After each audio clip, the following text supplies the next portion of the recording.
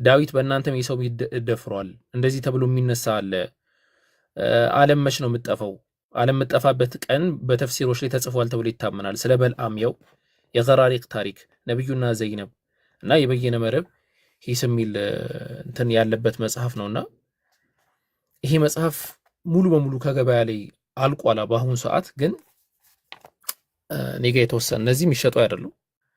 ከነዚህ ውጪ የተወሰኑ አሉ። ኢንሻአላህ እዚህ ሀገር ካላችሁ ይህን መጽሐፍ እንትን ማለት ትችላላችሁ። መታችሁ ይህን መጽሐፍ መውሰድ ትችላላችሁ። አዲስ አበባ ያላችሁ ማለት ነው። ሌሎች ሀገራቶች ላይ ደግሞ ሳውዲም የመሳሰለው ቦታ ኮንታክት አስቀምጠናል። ያን ኮንታክት ተጠቅማችሁ ደውላችሁ ማግኘት ትችላላችሁ ማለት ነው። እዚህ ሀገር ያላችሁ ግን እኔን ጀስት ኮንታክት አድርጉኝ። እኔ ራሴ እንትንላችኋለሁ ሰው እንዲልኩላችሁ እነግርላችኋለሁ ማለት ነው። እዚህ ሀገር ያላችሁ ሰዎች እና ይሄ ትጠቀሙበታላችሁ ብዬ ነው ዛሬ እንደ ኢሹ አድርጌ ያነሳሁት ማለት ነው። እሺ ሌላ ዛሬ የምናነሳቸው ኢሹዎች ምን ነበሩ መሰላችሁ? ሀሳብ የተዘበራረቀ እንጂ ብዙ ነጥቦችን እዳስሳለሁ ብዬ ነበር የመጣሁት። እስቲ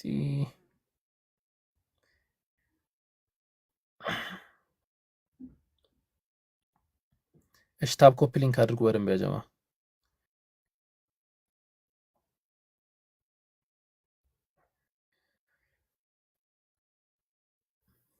ከዛ የተወሰነ ደግሞ ጥያቄዎችን እናስተናግዳለን ኢንሻአላህ።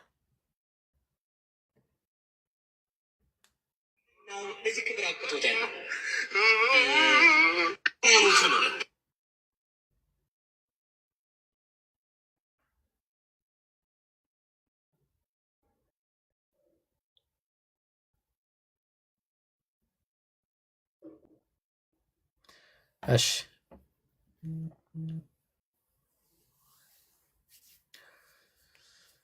ኢንሻአላህ ወደ እንትን ብንሄድ ጥሩ ነው። ጥያቄዎችን እናስተናግድና ጥያቄ ያለው ሰው ካለ አንድ ሰው ብቻ ይገባል፣ ከዛ ይወርዳል። እንደዛ እናደርጋለን። አንድ ሰው ብቻ ጥያቄ ያለው አንድ ሰው ጥያቄ ካላችሁ አንድ ቁጥር ጻፉ። ንጽጽር ጥያቄ ካላችሁ ገብታችሁ ጠይቃላችሁ፣ ከዛ ትወርዳላችሁ ማለት ነው። እሺ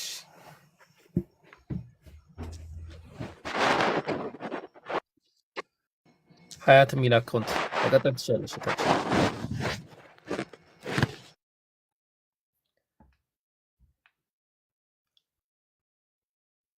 ሀያት ነው ማነው? ነጥብ የሚል አካውንት ጥያቄ ካለሽ ቀጢ ሀያታው ጥያቄ ካለሽ ቀጢ፣ ካልሆነ ሌላ ሰው አስገቡ።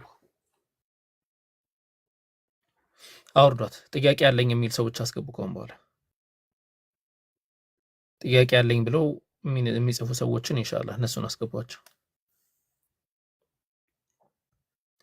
ክርስቲያኖች ካሉ በማንኛውም ሰዓት መግባት ይችላሉ።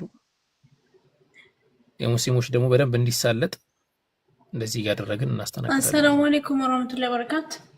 ወአለይኩም ሰላም ወራህመቱላሂ ወበረካቱ።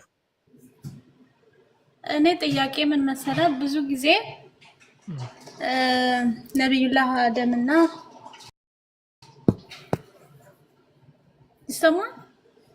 ሰማያለሽ ቀጥይ። ነብዩላህ አደምና ሔዋን ተፈጠሩ። ከዛን በጣም ግራም ያጋባኝ እንዴት ተባዛን የሚለው ማለት ነው። ማለት ነብዩላህ አደምና ሁለቱ ተፈጠሩ።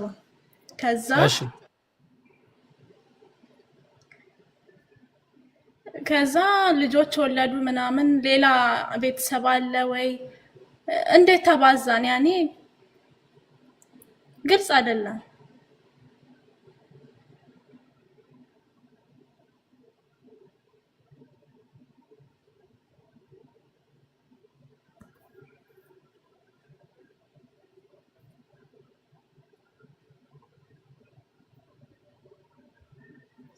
ተጠይቄ መልስ ያጣውለት ጥያቄ ስለሆነ ነው። ከክርስቲያን ጓደኞቼ ተጠይቄ መልስ አጣውለት።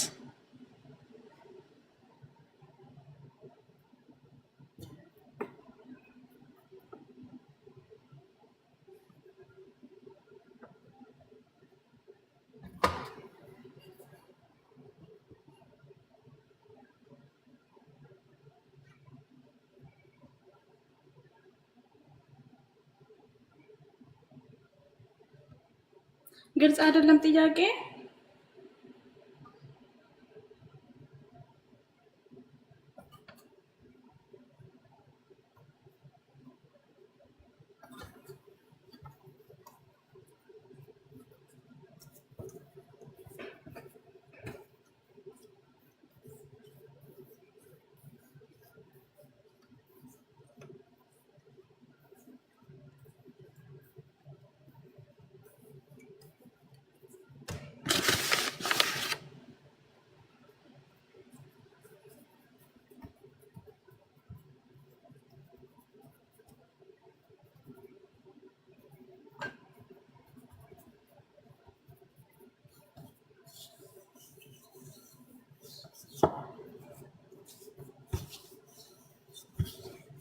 ኦኬ እሺ አፍዋን እሺ የሚመች እንትን ላይ ስላልነበርኩኝ ነው። እሺ ምን ነው አልሽን? ግራ የገባሽ ነገር እንዴት ተዋለዱ ነው ቀለል ስናደርገው ማለት ነው። ጥያቄያችሁን አርቲኩሌት አድርጋችሁ መጠየቅ መቻል አለባችሁ። ቀለል አድርገሽ በቃ እንዴት ተዋለዱ? ወንድምና እህት ናቸው? ወንድምና እህት እርስ በርስ ተጋብተው ነው ወይ? እንዴት ነው የተዋለዱት ነው ጥያቄው አይደል? አዎ ወንድምና እህት እርስ በርስ ተጋብተው ነው የተዋለዱት። ሁለት ነበሩ። አሁን ሁለት ነበሩ። አንደኛው ከሌላ እህት ጋር የራሱ መንታ እህት፣ አንደኛውም ሌላ መንታ እህት ጋር ነበር የተዋለደው። ስለዚህ አላህ Subhanahu Ta'ala ምንድነው ያደረገው? መንታ ለመንታ ሳይሆን የዚህኛው ከዚህኛው የዚህኛው ከዚህኛው እንዲጋቡ ተደረገ ማለት ነው። ያ የሆነበት ምክንያት ምንድነው? በጊዜው የለም ከዚህ ውጭ ያለ ምንም አማራጭ የለም። ከዛ አንፃር እንደዛ ተጋብተዋል ማለት ነው። ስለዚህ በዛ ሂሳብና በዛ ስሌት በዛ ልክም እንረዳዋለን። ይሄ ባይብልም ያለ ነገር ነው። የሰው ዘር በዛ ሰዓት ሰርቫይቭ ማድረግ አለበት። የሰው ዘር የሚባል ነገር የለም። ስለዚህ ወንድምና እህት ተጋብተዋል። በጊዜው ክልክል አልነበረም ነው። የወንድምና የእህት መጋባት ክልክል የሚሆነው አምላክ ክልክል ነው ብሎ ስላለ ብቻ ነው። አምላክ ክልክል ነው ባይል ክልክል አይሆንም በመሰረቱ ማለት ነው። አምላክ ግን ክልክል ነው ስላለ ተከልክሏል ማለት ነው በቀላሉ ስናየው። ለዛ ነው ቅዱስ ኦገስቲን የክርስቲያኖቹ ቅዱስ ብለው የሚጠሩት ኦገስቲን የተሰኘው የክርስቲያኖች የሃይማኖት አባት ምን ብሎ ነው ያስቀመጠው? በጊዜው ያን ግዴታ ስለነበረ በቃ ምንም ማድረግ አይቻልም ነበር፣ የተፈቀደ ነበረ ብሎ ነው ያስቀመጠው ማለት ነው። እንደዛ ነበር የሚጋቡ የነበረው። ከዛ በኋላ ግን አምላክ በዘሌዋውያን ላይ ከልክሏል ይህንን ህግ ማለት ነው። ማንም የእህቱን ሀፍረተ ስጋ የሚከፍት ይገደል ብሏል።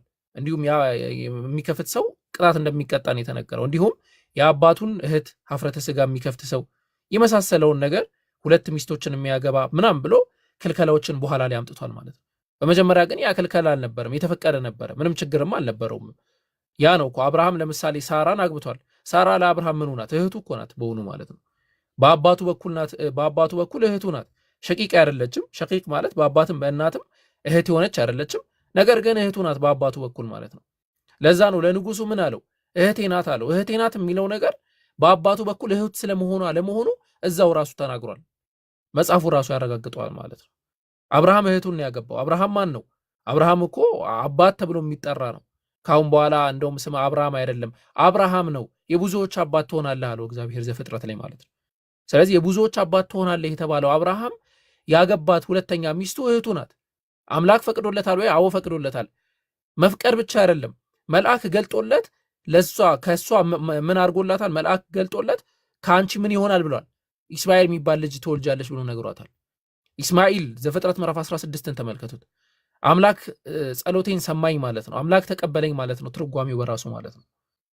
ስለዚህ ከዛ አንጻር ያ የተከለከለ ነገር አልነበረም ነው ምንለው። አሁንስ ገባሽ? ጀዛከላ ኸይር። እሺ ወያኪ እና እንደዛ ነው። እሺ መሰረት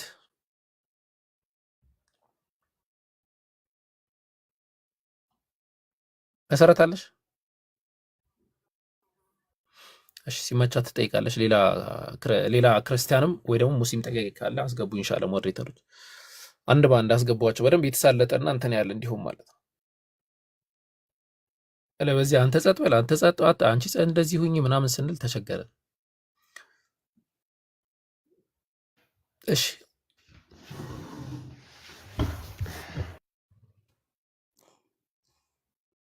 ሰላም አለይኩም ወራህመቱላሂ ወበረካቱ። ወዐለይኩም ሰላም ወረሕመቱላሂ ወበረካቱ።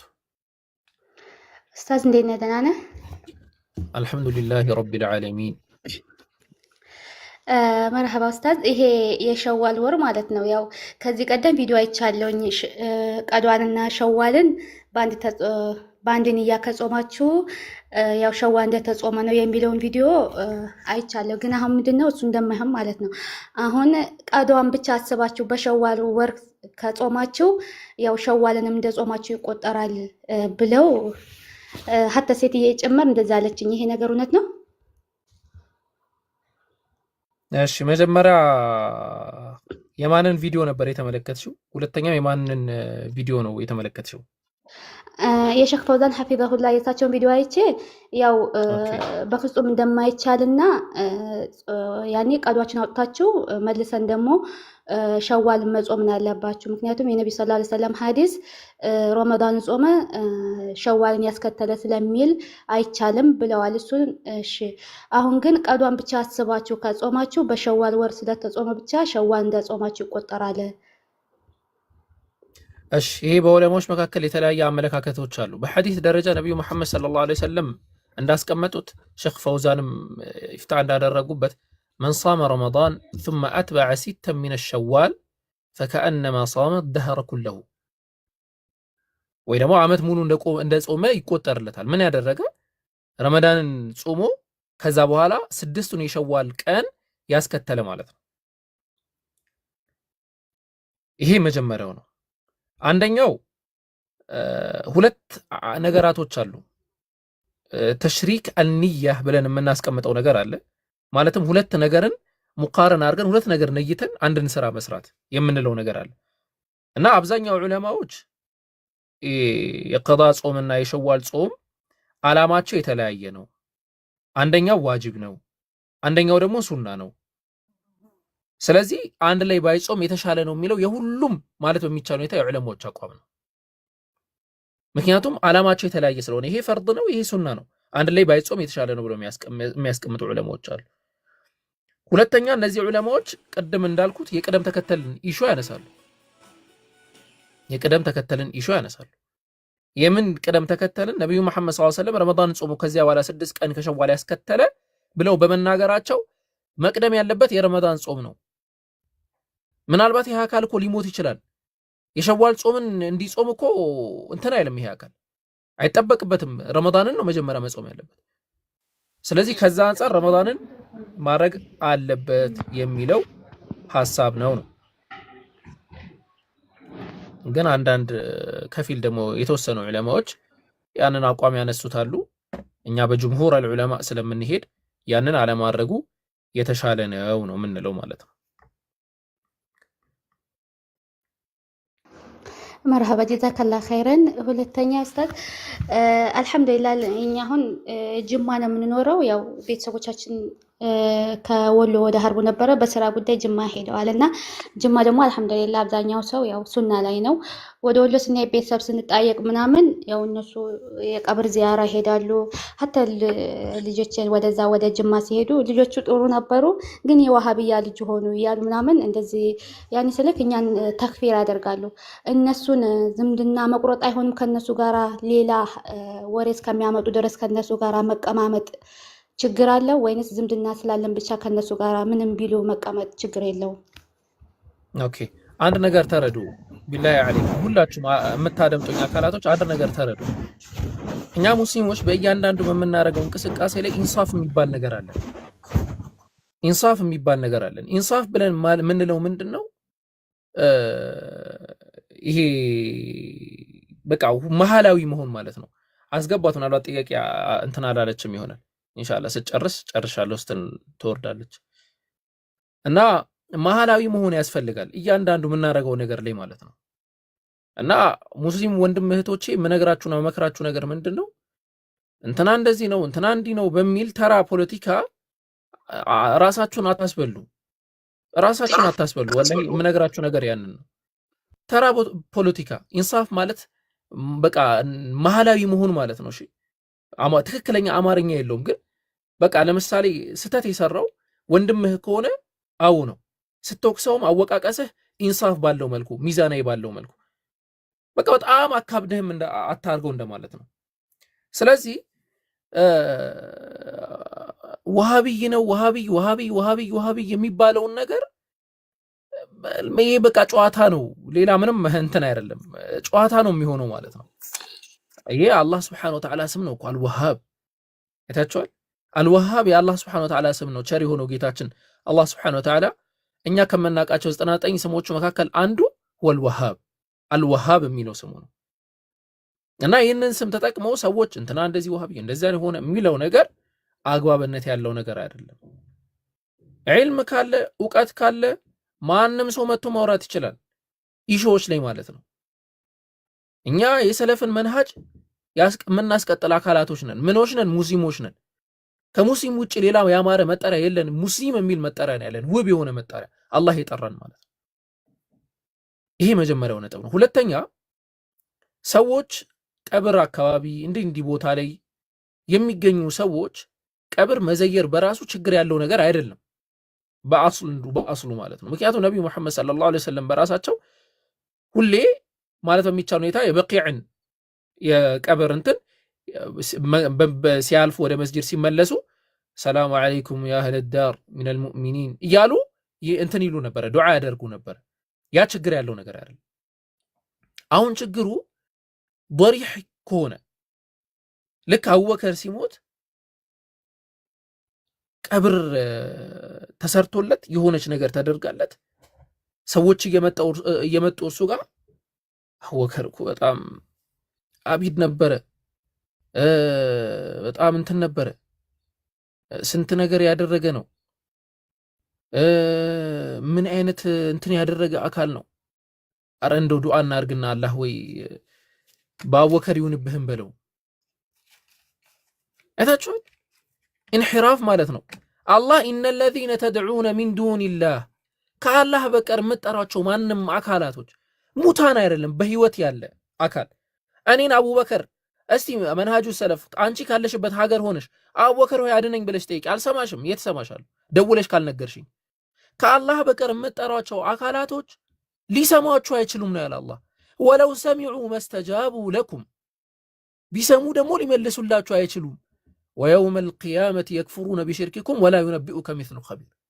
የቂያማ ቀን እና አረ እነሱ እኮ እኛ እንደዚህ ያደርጋሉ ብለን ነው ምናምን ሲባል አረ ሄዶ ወደዛ ነው እኔ ለምሳሌ እንደዚህ ብታረጉኝ ይሄን ታውቃችኋለሁ ነው የሚለው እምላችሁ። ወላሂ ነው የምለው ሐቂቃውን ታውቃችኋለሁ። የቂያማ ቀን ያ አዩሃናስ እናንተ ያመናችሁ ሰዎች ሆይ ያቺን ቀን ፍሯት አለ አላህ።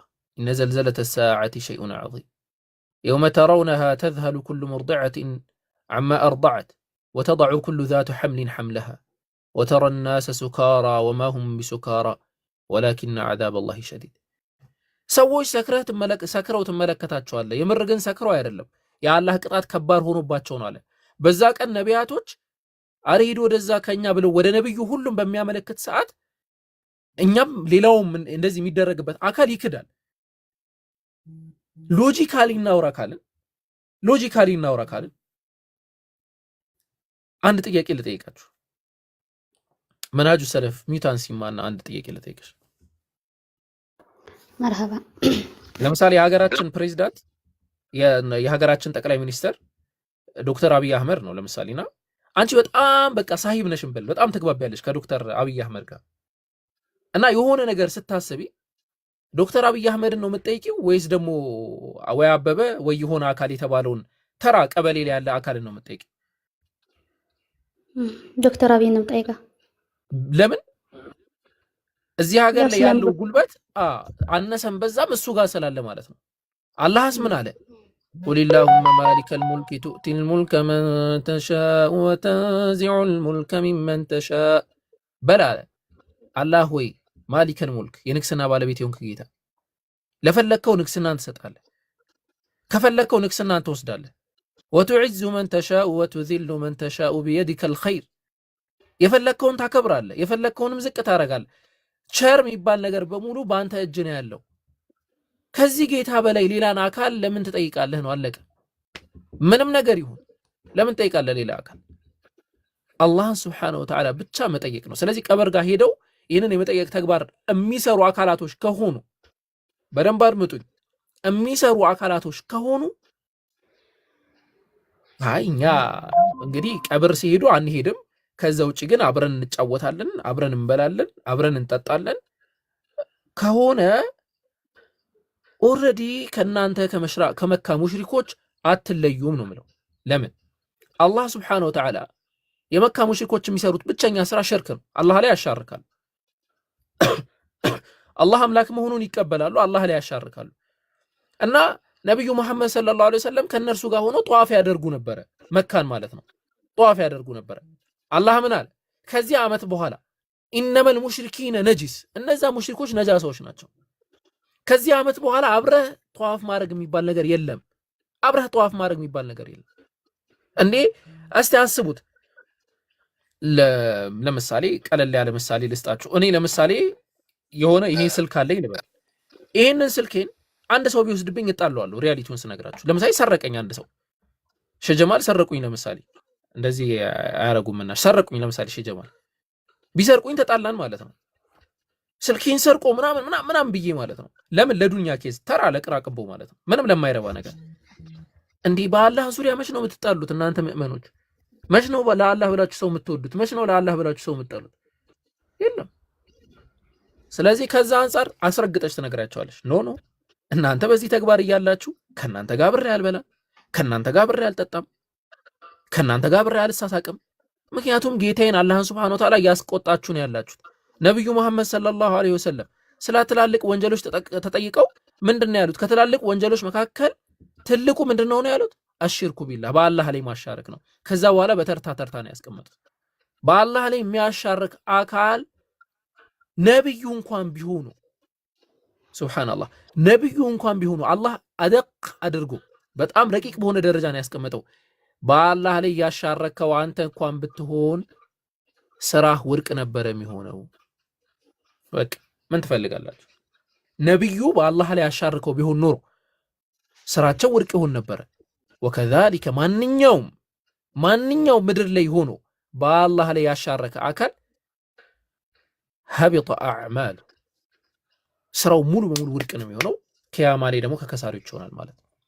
አላህ እሱ ላይ ከማሻረክና ስራችን ውድቅ ከመሆን አላህ ይጠብቀን።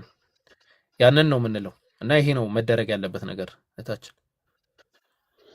ጀዛከላ ኡስታዝ። ግን ያኔ ለምሳሌ እንደዚህ ስንነግራቸው ራሱ እኮ ሀታ እንኳን እኛ ነገራናቸው ነብዩ ሰለላሁ ዐለይሂ ወሰለም በአካል መጥቶ ቀብር ላይ አትረዱ ቢሉ ምን ቢሉን እኛ አንተውም የሚል ነው ያላቸው ማለት። ለምሳሌ ሹማይ አንቺ እንደዚህ ሆናችሁ ከምትመጡ መስቀል አስራችሁ ብትመጡ እንቀበላችሁ ነበረ ይላሉ። ሙሂም ከነሱ ጋር ያው ምን እንደምናደርግ አላውቅም። ሌላው ቪዲዮ ላይ መካ ላይ መጽሐፍ አለ ድብቅ የተደበቀ እውነት የሚል ምናምን ብለሃል። እንዴት ነው የማገኘው? እኔ ጣይፍ ነው ቀርባለሁ ለመካ። ኦኬ እሺ፣ ቆይ አንዴ እዚህ ጋር ስክሪንሾት አድርጉ። ስልክ ቁጥሩን እዚህ ጋር እንትን ላድርግላችሁ፣ ስክሪንሾት ታደርጋላችሁ ኢንሻአላህ። እሺ ولو أشركوا لحبط عنهم ما كانوا يعملون. እሺ ኡስታዝ ከሰማይ በታች የሚለው መጽሐፍም አብሮ አለ ወይንስ የተደበቀ እውነት ብቻ ነው? የተደበቀ እውነት ሳይሆን ምንድነው ድብቅ ብዥታዎች። ከሰማይ በታች የተሰኘው መጽሐፍ ቆይ ትንሽ እንትን በሉ፣ ትንሽ ተረጋጉ። እሱን መጽሐፍ አስመልክቶ ማለት ነው።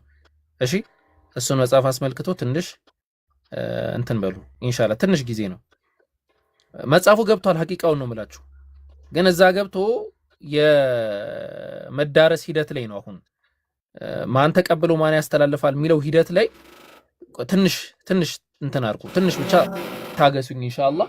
ያ የሚሆንበትን መንገድ እናመቻቻለን። ምንም ችግር የለውም። ያ የሚሆንበትን መንገድ እናመቻቻለን ማለት ነው። እስቲ የለቀኩት ማስታወቂያ ጠፋኝና እንዴት ነው ማድረገው?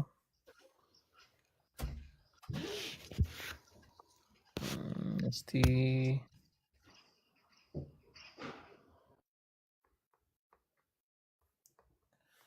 አንዴ እሺ፣ እንትን ማስታወቂያውን አንዴ ላውጣውና እዚህ ጋር እንትን እላላችኋለሁ። ስክሪንሾት ታደርጉታላችሁ።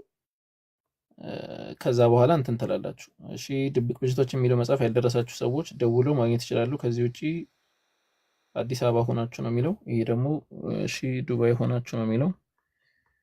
እሺ የመካ የታለ? ሰላም አለይኩም ወራህመቱላህ። ዋሪክ ሰዓት ነው አርካቱ። ያው አልহামዱሊላህ እንትን አድርጉ፣ ስክሪንሾት አድርጉ። ይሄ አሁን መካ ነው። መካ ምናልባት የምታውቁት ከሆነ አፍሪካ ቅመማ ቅመም ማህበር አለ፣ መደብር አለ። ምናልባት እዛ ታዋቂ ይመስለኛል።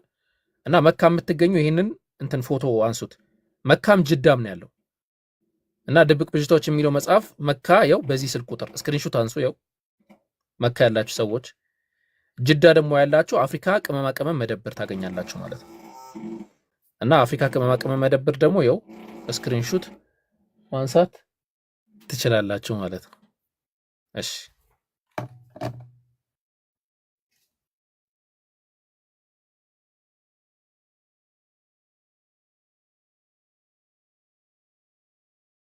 ኡስታዝ ጥያቄ ያለ መጠየቅ እችላለሁ? ቆይ ማን ያወራው? ቆይ ጠይቃለሁ። እሺ አገኘሽው? ታች ጀዛከላ ኸይረን። እሺ እሺ ቀጥል ሀቢቢ። ኦኬ ያላ ቃል ለምን የሚጋጨው? ያላ ቃል እርስ በርሱ ለምን የሚጋጨው? ተጋጨበት? ያ አይዞ ከእግዚአብሔር ይማረ። እሺ ተጋጨበት? ተጋጭቶብህ ነው ፒፒ? ለኔ ሳይሆን እንዳትጠቅ። አይ ማለት ስታነበው አንተ ተጋጭቶብህ ነው?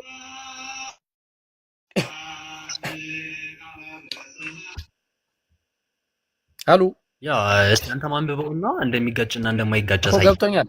አንተ ስታነበው ተጋጭቶብህ ነው? ያ አንተ ማንበበውና ገብቶኛል። አንተ ስታነበው ተጋጭቶብህ ነው? አዎ ኦኬ። የአምላክ ቃል ቢጋጭ ችግር አለው? ተጋጭቶብህ ፒፒ የአምላክ ቃል ቢጋጭ ችግር አለው? እሱንማ አንተ መልስልኝ። ጠይቁኝ ስለሆነ ያልከው ለጠይቀን የገባሁት ኖ። አይ ስላነሳኸው አሁን ጥሩ ነው ያነሳኸው ነገር ተጋጭቷል አልክ። ከዛ እኔ አሁን ጥያቄ ፈጠረብኝ። የአምላክ ቃል አሁን ቢጋጭ ችግር አለው? ኦኬ በእስልምና አስተምሮት ቢጋጭ ችግር የለውም? ኖ አይ እንደዛ አያ ይሄ ምን ይባላል መሰለ የሐሳብን ካለመረዳት የሚመነጭ ሐሳብ ይባላል።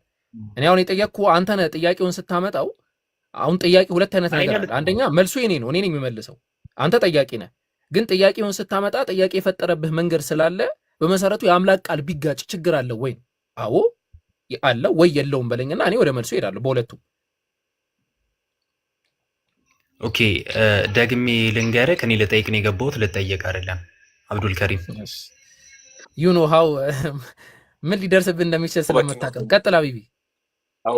አቡበክር ነው ስሙ። አብዱል ከሪም እሺ አንድ ደቂቃ ልውሰድና ላውራ። እሺ ፒፒዬ ሚውት አድርግ፣ ትቀጥላለህ። አሁን ይህን ጥያቄ ለምን ጠየቅኩ መሰላችሁ? እኔ ስነሳ አቡበክር ለምንድን ነው ሰው የሆንከው የሚል ጥያቄ ከጠየቅኩኝ ተመልሶ ወደ እኔ የሚመጣ ነገር አለ በመሰረቱ ማለት ነው። ምን የሚባል ነገር እንዴ አንተም ሰው ነህ እኮ የሚባል ነገር ማለት ነው። እና አይምሯችሁ ላይ ክርስቲያን ወገኖች መታችሁ ጥያቄ ስታነሱ ጥያቄውን እንመልሳለን፣ ግን ያመጣችሁት ስታንዳርድ ስህተት መሆኑን የአምላክ ቃል ለምን ነው የሚጋጨው? ኦኬ ተጋጨ፣ ችግር የለውም ይጋጫል አይጋጭም ሌላ ኢሹ ነው። ተጋጨ ብለን ብንሄድ የአምላክ ቃል ይጋጫል ወይስ አይጋጭም? አይ ችግር የለውም ወይ ችግር አለው የሚል ነገር ሊመጣ ነው። ችግር የለውም ካለ ኦኬ ችግር ካይለው ለምን ጠይቃለህ ሊባል ነው። አይ ችግር አለው ደግሞ ካለ ኦኬ እንደዛ ከሆነ ምን ችግር አለው? አንድ መጽሐፍ እናነሳና ዝም ብዬ ቀለል አድርጌ ሁለተኛ ነገሥት ምዕራፍ 8 ቁጥር 26 ንክፍትና እንዴ ንጉሥ አካዝያስ በዛ ጊዜ ሲነግስ እድሜው 22 ዓመት ነበረ ይላል። ሁለተኛ ዜና መዋዕል ምዕራፍ 22 ቁጥር 2 ላይ ደግሞ አረ አይደለም የምን 22 ዓመት ጨመር አደረገና 42 ዓመት ሆነ ይላል። ስለዚህ ይህ ተጋጭቷል የአምላክ ቃል አይደለም ወይ ብለን ወደ ሙግት ልንሄድበት ነው። ከዛ አንጻር ነው ወደዚህ የመጣው ለማለት ነው። አሁን ግን ችግር የለውም ጥያቄን ብቻ መጠየቅ ትችላለህ፣ እኛ መልሳችንን እናስቀምጣለን። ጠይቅ። ያው አካሄዱን እንታየው እየጠየቁት ጥያቄ አንተ ጥያቄን ጠይቅ፣ ችግር የለውም። ኦኬ ችግር የለውም። ኦኬ ሙሐመድ ኢስላም ያሉ ሰዎችን መልእክት እንዲያደርስን የታዘዘው እንዲገለን የታዘዘው ወይ ደግሞ እንዲዋጋን የታዘዘው ሙሐመድ ምን ሰዎችን መሐመድ ሰዎችን ኢስላም ካልሆኑ የታዘዘው መልእክትን እንዲያደርስ ብቻ ነው ወይንስ እንዲዋጋ ነው? ነብዩ መሐመድ ሰለላሁ ዐለይሂ ወሰለም ሰዎች ኢስላም ካልሆኑ መልእክት አድርስም ተዋጋም ተብለው አልታዘዙም። በሁለቱም አልታዘዙም። ኦኬ፣ ግን ቁርአንህ ደግሞ ሁለቱንም ይላል። መልእክት አድርስም ይላል አይደል? ኢስላም ካልሆኑ መልእክት አድርስ፣ ኢስላም ካልሆኑ ግደላቸው ይላል፣ ተዋጋቸው ይላል። ኦኬ፣ ቃል በቃል ነው የፈለከው? አዎ አይደለም። ያ ስጠይቅ ጥያቄን ላስተካክልህ ብዬ ነው። ኦኬ፣ ምን የሚባል ነገር አለ መሰለህ? ኢስላምና ሙስሊም መካከል ልዩነት አለ። ፒፒዬ ቆይ፣ ኢስላምና ሙስሊም መካከል ልዩነት አለ። ሁለት ነገር ላስቀምጥ። መጀመሪያ ደረጃ ባለፈው ለካ በደንብ እየተነጋገርን ነበር። በተቻለ መጠን እዚህ ጥያቄ ስትጠይቅ ነብዩ መሐመድ የሚል እንትን ላትጠቀም ትችላለህ። ያው እኔም እንድትጠቀም አልጠብቅም። ያንን ባትጠቀም የሙስሊሞች ነብይ እያልክ ብትጠቀም፣ ምክንያቱም ተራ ጀለስ ስላልሆኑ ማለት ነው። አንደኛው ፖይንት ያ ነው። ሁለተኛው አላህ Subhanahu Wa Ta'ala በቁርአን ላይ ሁለት ቦታዎች ላይ ምን ብሎ ነው ያስቀመጠው? ለሰዎች ሙስሊም ካልሆኑ እንጂ ኢስላም ካልሆኑ አይደለም። ኢስላም ማለት ሃይማኖት ማለት ነው። ሰው ኢስላም ሊሆን አይችልም፣ ሙስሊም ነው የሚሆነው። ገብቶሃል?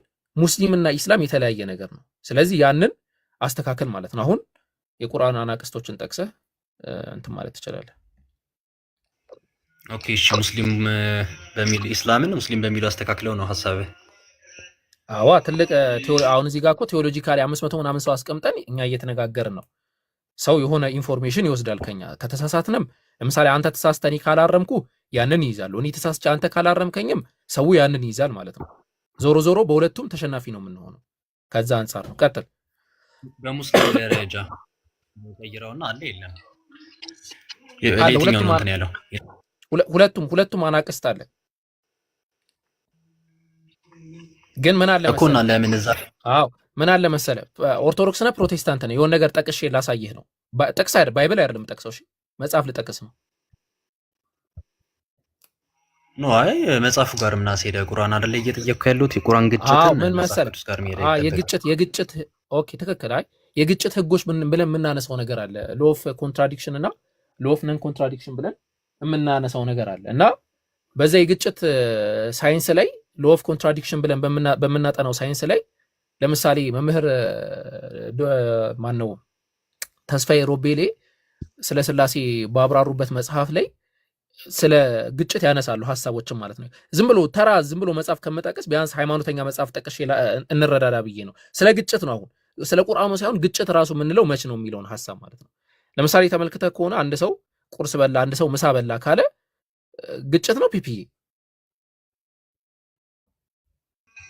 ኦኬ እኔ ጥያቄን በጥያቄ እንድትመልስልኝ አይደለም የምፈልገው። የምጠይቀውን ጥያቄ በስነ ስርዓት ትመልስ። መረዳት አልፈለክም ማለት ነው። አበቃሽ። አንዴ እንትና ፒፒ ሚውት አድርግና አንዴ ሙስሊም ነው ወይስ ክርስቲያን? አይ በደንብ እንድትረዳ ነው። እሺ ችግር የለውም። በደንብ እንድትረዳ ነው። ከዛ ወደ ሐሳቡ እንሄዳለን። አንዴ ያለ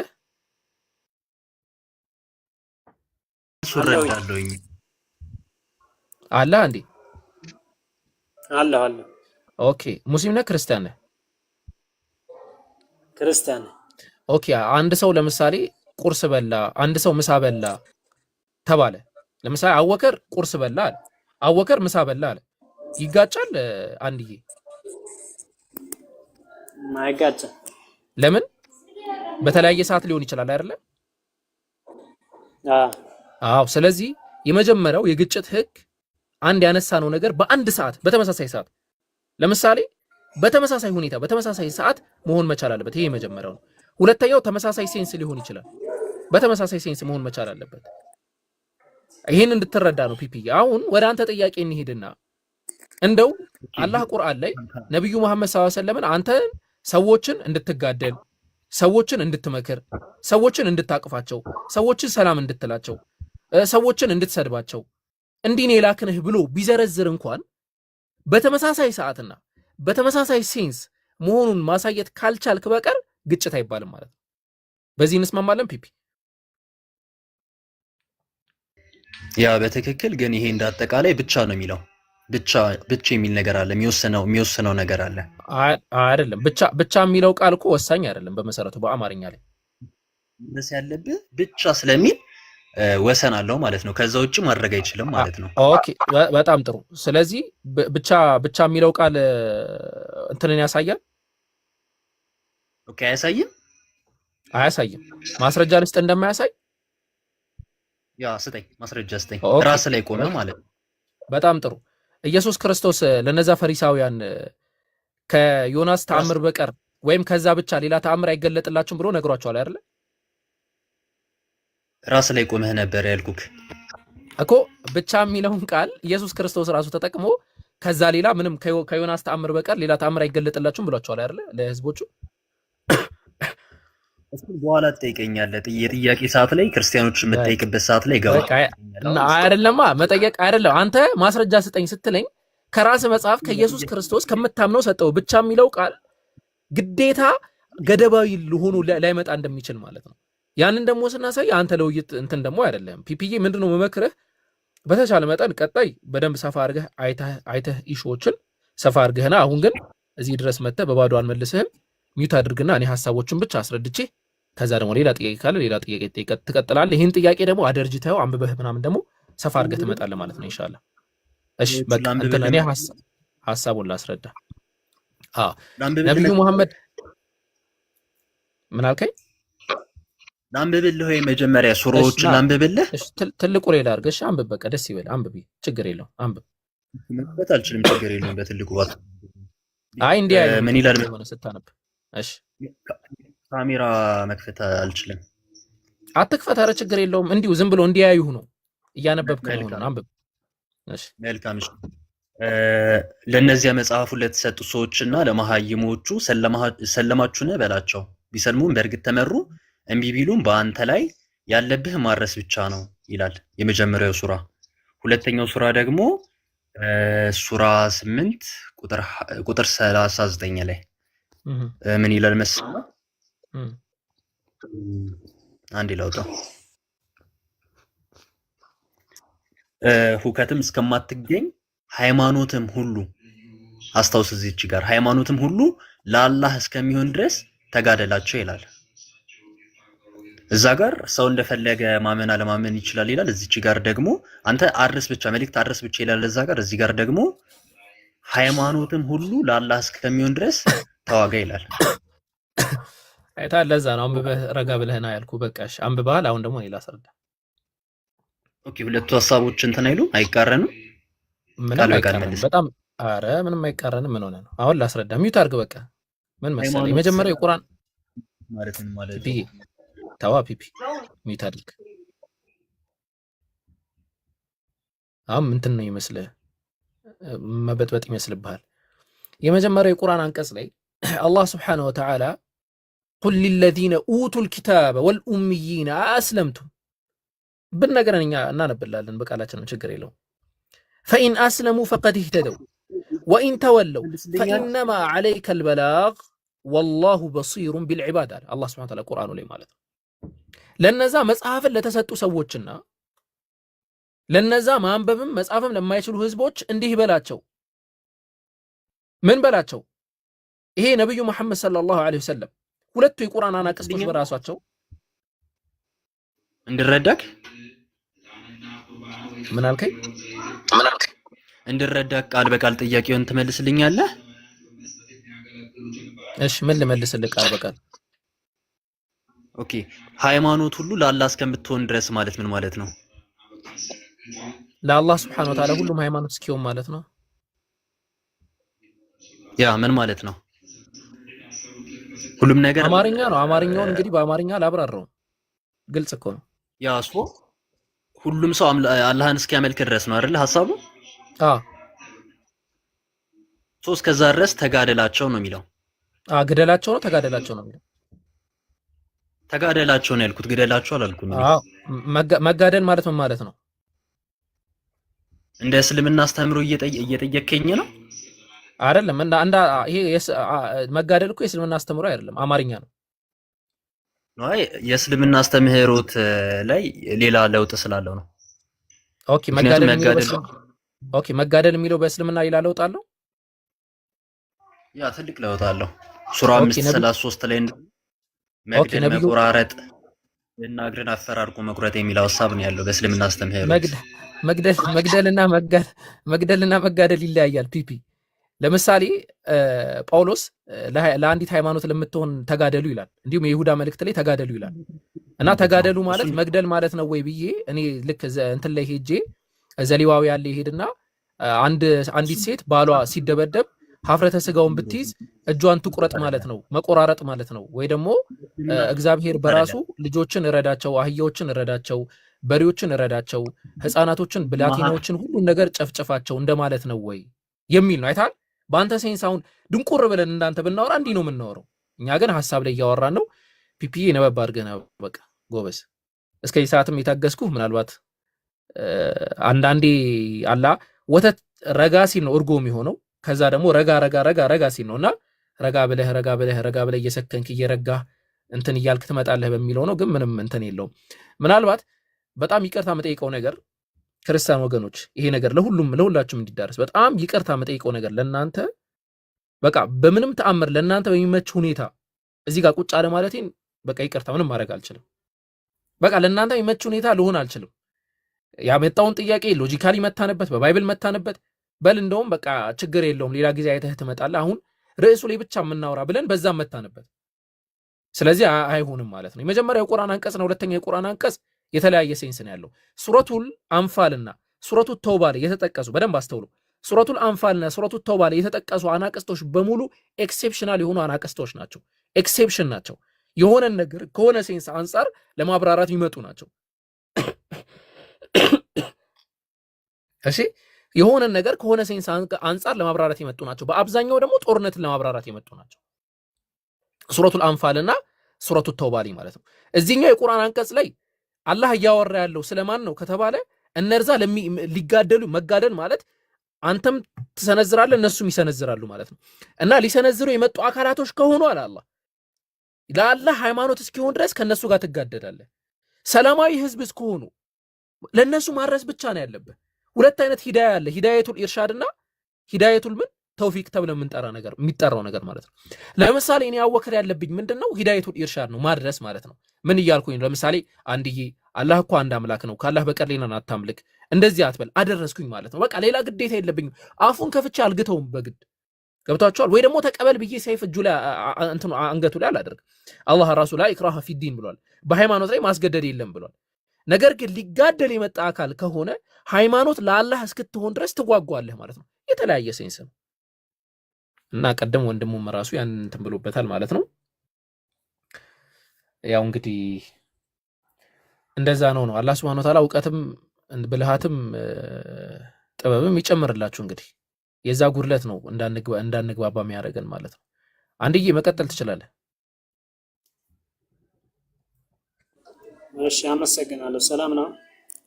ሰላም እንዴት ነው? ሰላም ነው አለን። እግዚአብሔር ይመስገን አልহামዱሊላህ አለና ብዙ ጥያቄ ነው ነበሩኝና ጠይቃችሁ ብዙ ጊዜ እንደናንተ እንሞካክረዋለን። እንዳንተ ያሉትን እንሞካክረዋለን። የታባቱ ጠይቅ። እሺ ብዙ ጊዜ ስለማይመልሱልኝ ነው ወይ ቀጥታ አስወጡኛል ወይ ሌላ ነገር በራሴ ይቀይሩብኛል እንጂ ቀጥታ ስለማይመልሱልኝ ዛሬ ያው ተመልስልኛል ብላ አስባለሁና ነው ሰማ አሁን አንተ ያልከው ነገር እንዴት መሰለ? ለምሳሌ ሳምንቱ ሙሉ ስላልዘነበ ዛሬ የማይዘንብም አይነት ነገር ነው። ምናልባት ያ ነገር ራሱ አጋጥሞ ከሆነ ይሄ ራሱ ፋላሲ ነው የሚሆንብህ አንተ ላይ ማለት ነው። ገብቷል? ሳምንቱ ሙሉ አልዘነበም። ስለዚህ ዝም ብለህ በቃ ጥያቄን ብቻ ጠይቅ።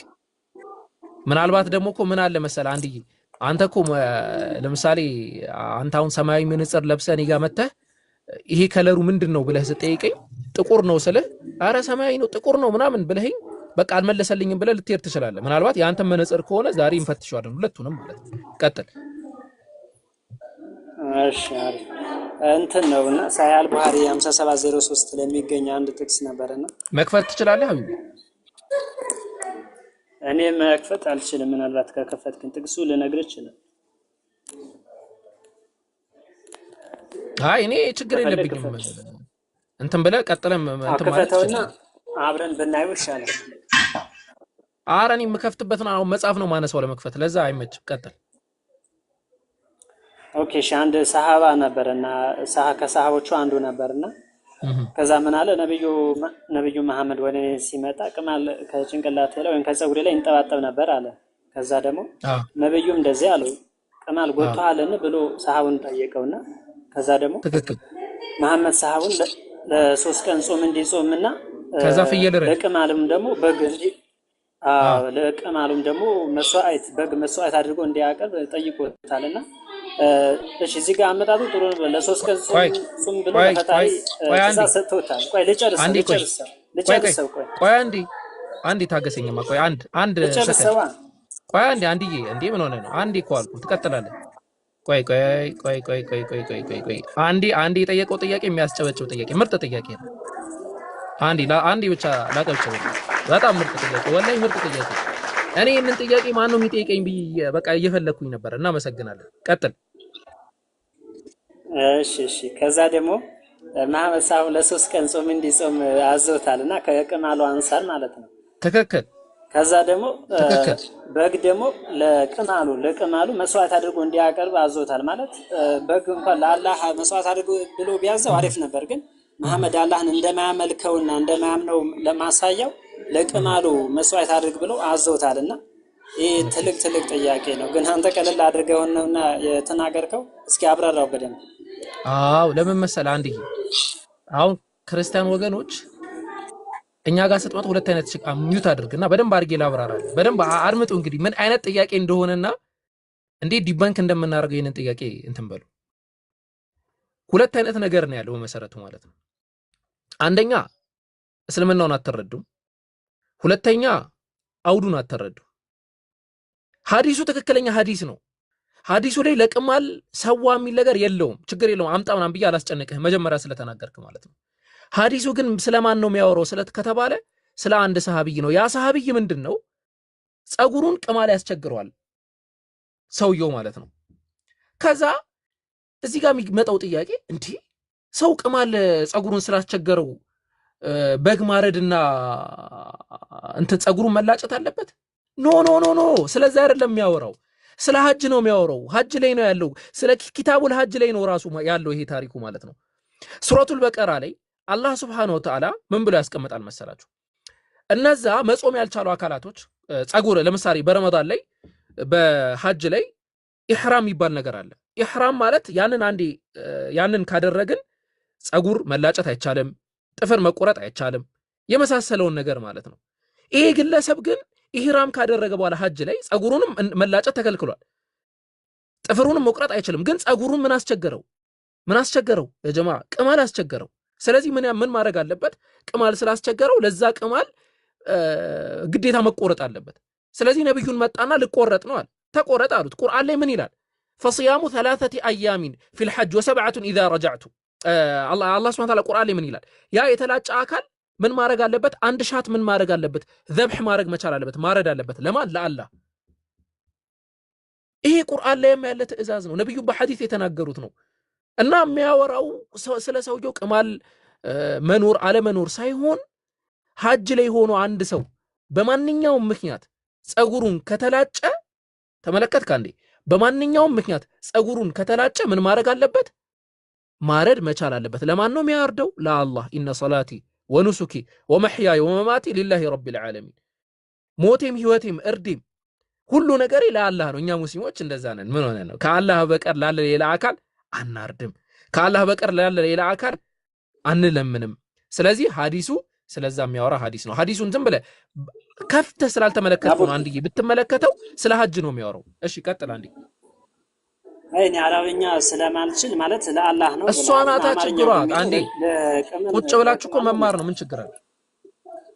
ለቅማል ነው የሚለው አማርኛው። እኔ አረብኛ አልችልም አይልም። እስቲ አሳየን። እስቲ የትኛው አማርኛ ነው እንደዛ የሚለው? አሳየን እስቲ። ያው ነገርኩ 5703 ላይ ነው እንደዚህ የሚለው እኮ 5703 እኮ የትኛው አማርኛ ነው? አማርኛ ምን ትርጓሜ ነው? አማርኛ ትርጓሜ አይ ለቅማል ነው ወይስ ለፈጣሪ ነው መስዋዕት አቅርብ ያለው ነው የኔ ጥያቄ። በቃ እሱ ከሆነ ነብዩ መሐመድ ሰለላሁ ዐለይሂ ወሰለም መስዋዕት አቅርብ ነው ያሉት። ለቅማል ነው ለምንድን ነው አላሉት? ለማን ነው መስዋዕት የሚያቀርበው? ለአላህ Subhanahu Wa Ta'ala። የሚያወራው በራሱ እኮ ነገርኩ። ነብዩ መሐመድ ሰለላሁ ዐለይሂ ወሰለም አንደኛው ስለ ሐጅ በሚያወራው ባብ ላይ ሁለተኛው ስለ መድኃኒት በሚያወራው ባብ ላይ ነው የተገለጠው ስለ መድኃኒት ኪታቡ ጢብ ላይ ቡኻሪ ላይ ነው የተገለጠው ምናልባት ካልተሳሳትኩኝ ማለት ነው እንዲሁም ሌሎችም ብዙ የሐዲስ ቦታዎች አሉ ነብዩ መሐመድ ሰለላሁ ዐለይሂ ወሰለም ምንድነው ያሉት ይሄንን ነገር አሉት ነብዩ መሐመድ ሰለላሁ ዐለይሂ ወሰለም ይሄ ነገር ያስቸግረኛል ሲል ምን አሉት ይሄን ነገር ተላጭ አሉት ከዛ ምን አሉ 3 ቀን ጾም አሉት ወይ ደግሞ ምን አሉ ምስኪን አብላ አሉት ወይ ደግሞ ያንን ማረክ ካልቻልክ አዊን ሱክ ነው ያሉት ነሲካ ወይም ኑሱክ ማለት እርድ ማለት ነው ያ ኑሱክ የሚባለው ነገር ደግሞ ለማን ነው ለአላህ Subhanahu Wa Ta'ala ነው ቀደም ቁርአን ራስ ጠቅሽ ያስረድቻለሁ ማለት ነው ለቅማል ነው የሚል ነገር የለም እሺ አቢቢ እና ሲጀመር ምን አይነት አይምሮ ነው ያዛችሁት ቀጥል ጂክ አረ በጣም ተንከባከብኩ ክፈትለት አንዴ እሺ አይኔ አስጨርሰኝ እዚህ ጋር አማርኛው ላለው ለምን ተመልስ እኮ እንክፈት 5703 ክፈትለት አልቡኻሪ ነው መክፈት ስለማልችል ነው ጂክ ያው ኖርማሊ ሐሳቡ ላይ ነው ያወራለው ቆይኔ አንዳችሁ ክፈት አረ ይማ አጥበን ማስጣት አማርኛው አንተ ቆረቆንዳ ምን እያልክ ነው አይ ቆረቆንዳ ራስ ላይ ያለው ሰውዬ ነው አውርዱ ያኛው ላይ ሶል የሚለው ቆይ ተው አታወርዱት ቃል ሚውት አድርግና በቃ ተረጋጋ እኔ ላይ ማንድም የለም አንተ አይደለም ወገንህ ነው እኛን ነው እየሰደበን ያለው አንድ ጊዜ ሶሪ ያን ሚውት አድርግ ቆይ አራ አንዲ ሚውት አድርግ አራቡኪ ይውረዴ ክርስቲያን ወገንህ አውርደው እያደረገ አይ ቆይ ጂክ አይኮ ምን መሰለህ አሁን እዚህ ጋር መጥተው እንደዚህ ሲናገሩ ሰፊላዱ ሐቂቃቸው መታየት መቻል አለበት እንግዲህ አሁን ገብቶ ይሰርበናል እኛ ምንም አላደርግ ነው ቆሮቆንዳ ምናምን ብዙ አስፈላጊ አይደለም ጂክ ስከፍት መቀጠል ይችላል መጀመሪያ ራስ ወንድም እኮ ነው አንዴ ስማ ወገንህ ገብቶ እኛን እየሰደበን አንተን አይደለም አሁን ቆሮቆንዳ ሲል የነበረው ክርስቲያን እኛን እየሰደበን እኮ ነው ምን ሆነ ነው አታይም እንዴ እንትን ተው እንጂ አንዴ እንትን በረጋ በላ ያው ቀጥል ጂክ ቀጥል እንግሊዝኛ ትችላለህ አይደል ማን ነበር ስሙ አንዴ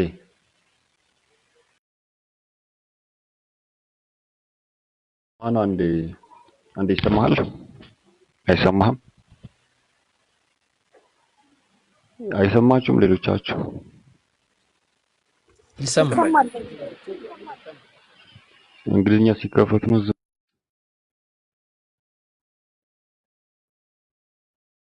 እሺ ሚውት አርጋል ጂክ እኔ ይሰማለሁ አለኩስታስ ሰላም አለይኩም እንግሊዝኛ ሲሆን ሳይለንት ሙድ ይሆናል መሰለኝ አንዴ ሳይለንት ሙድ ላይ ነው እንግሊዝኛ ሲሆን ሳይለንት ነው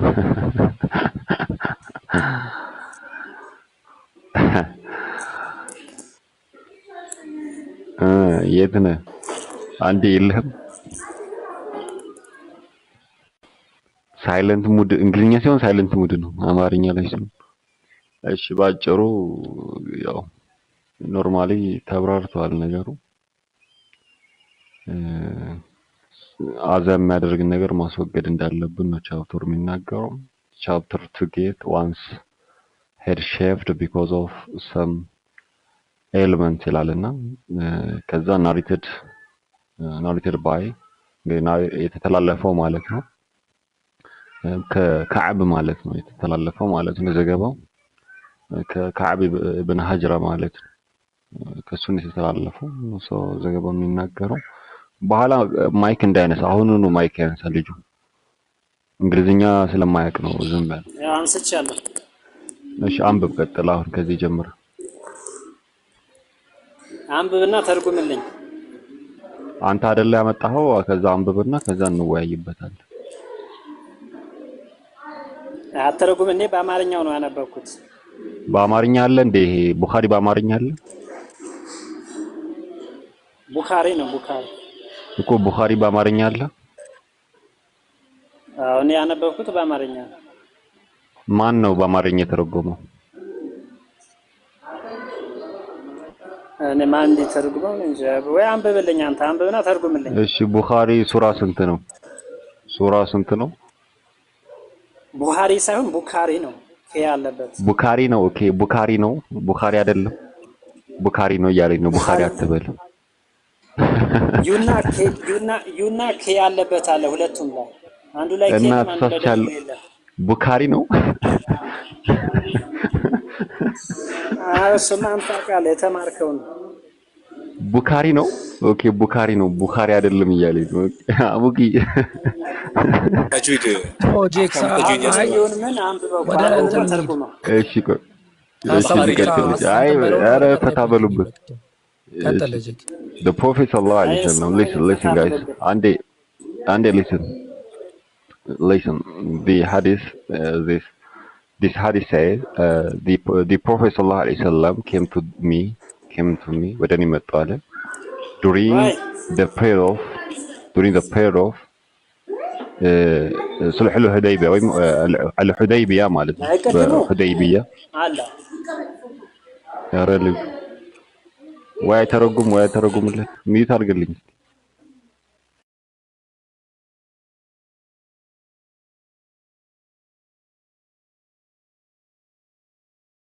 ወደ እኔ መጣ አለ while I was lighting fire underneath a cooking እሳት አቀጣጥዬ ነበር ምናምን አለና put and lice were falling down my head. He said, do your lice hurt your I said yes. ጎቷል ሲባል አዎ አለ yes. He said yes ማለት ከዛ በኋላ እሳቸው ምን አሉት? He said እሳቸው ምን አሉት? shave your head ራስን ተላጭ አሉት። ከዛ ለዚህ ተግባሩ እንግዲህ መላጨት አይፈቀድምና በዛ ሰዓት ራሱ ለተላጨ ሰው ስንት መፍትሄ አለው?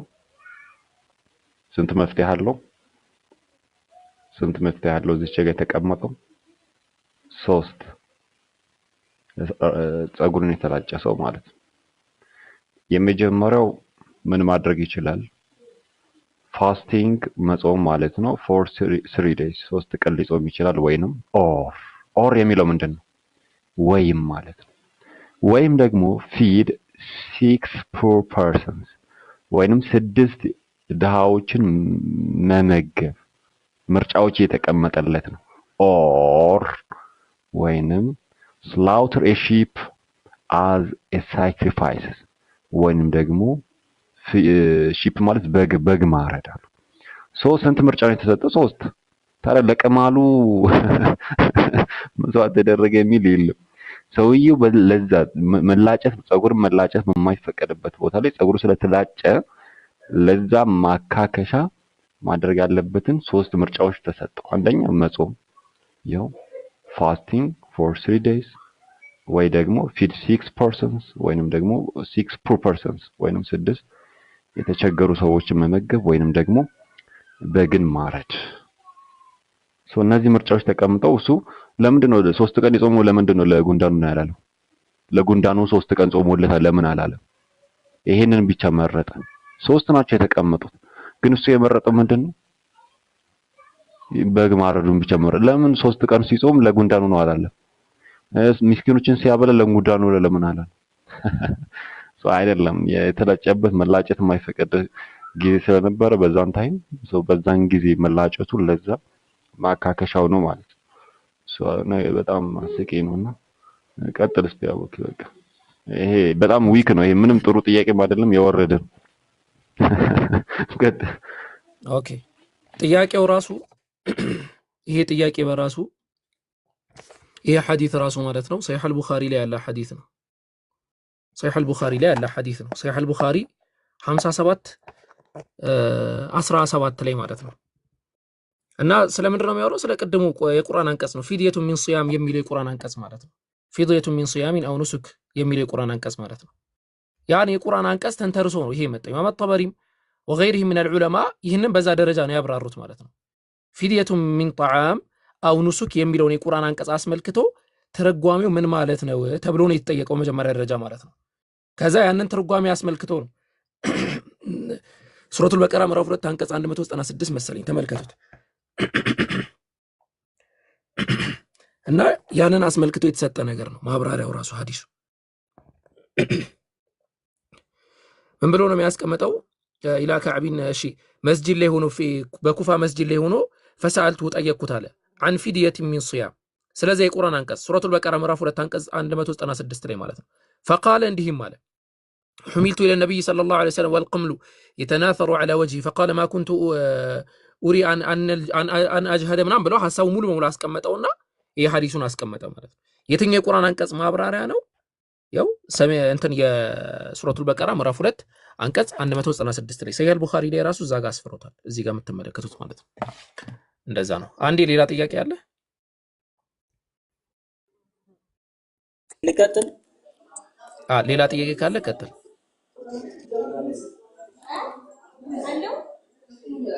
እሺ እንትን ነው ሱናን አቢ ዳውድ እንደገና አላህ ደግሞ እንትን ቅማል እንዳለበት ይናገራል እዛው ሱናን አቢ ዳውድ ሐዲስ ቁጥር ስንት 30 80 ያለ ማን ቅማል አለበት ይላል መሐመድ ማለት አይሻ ነች ያለችው ለቅምለት ነበር አለች ከጭንቅላቱ ላይ ኦኬ ብንከፍተው ማሳየት ይችላል ዘይነብ ነው የሚለው ነሬትድ ዘይነብ ይላል ማለት ዘይነብ ተረካዋለች ይላል አይሻ ደግሞ ከጭንቅላቱ ላይ ለቅምለት ነበር ይላል ጄካ አንዴ ሐዲሱን ክፈተው ያው ጄክ ይከፍትላል እሱ ይክፈትልኝ እኔ ነግሬዋለሁ አንድ ስልክ ነው እኮ ይከፍትልሃል እሱ ታነበዋለህ ጄክ አለ ዳውድ ላይ ያለው ነው አቢ ዳውድ ላይ ያለው እሺ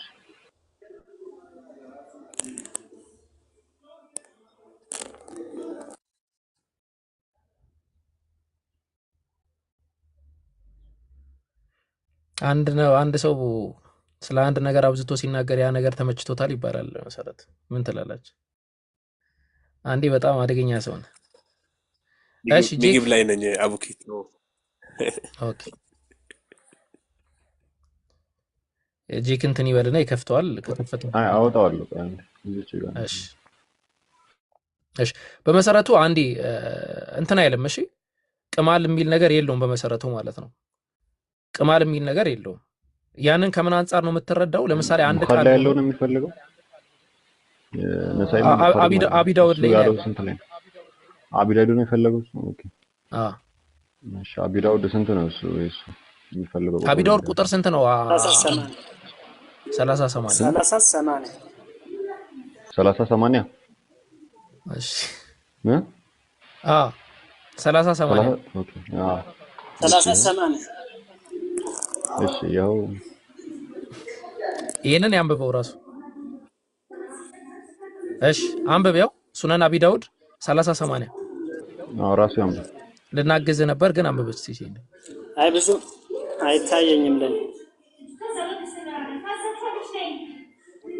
ያው ተከፍቶልሃል ኦኬ ተርጉምልኝ እንደቀድሞ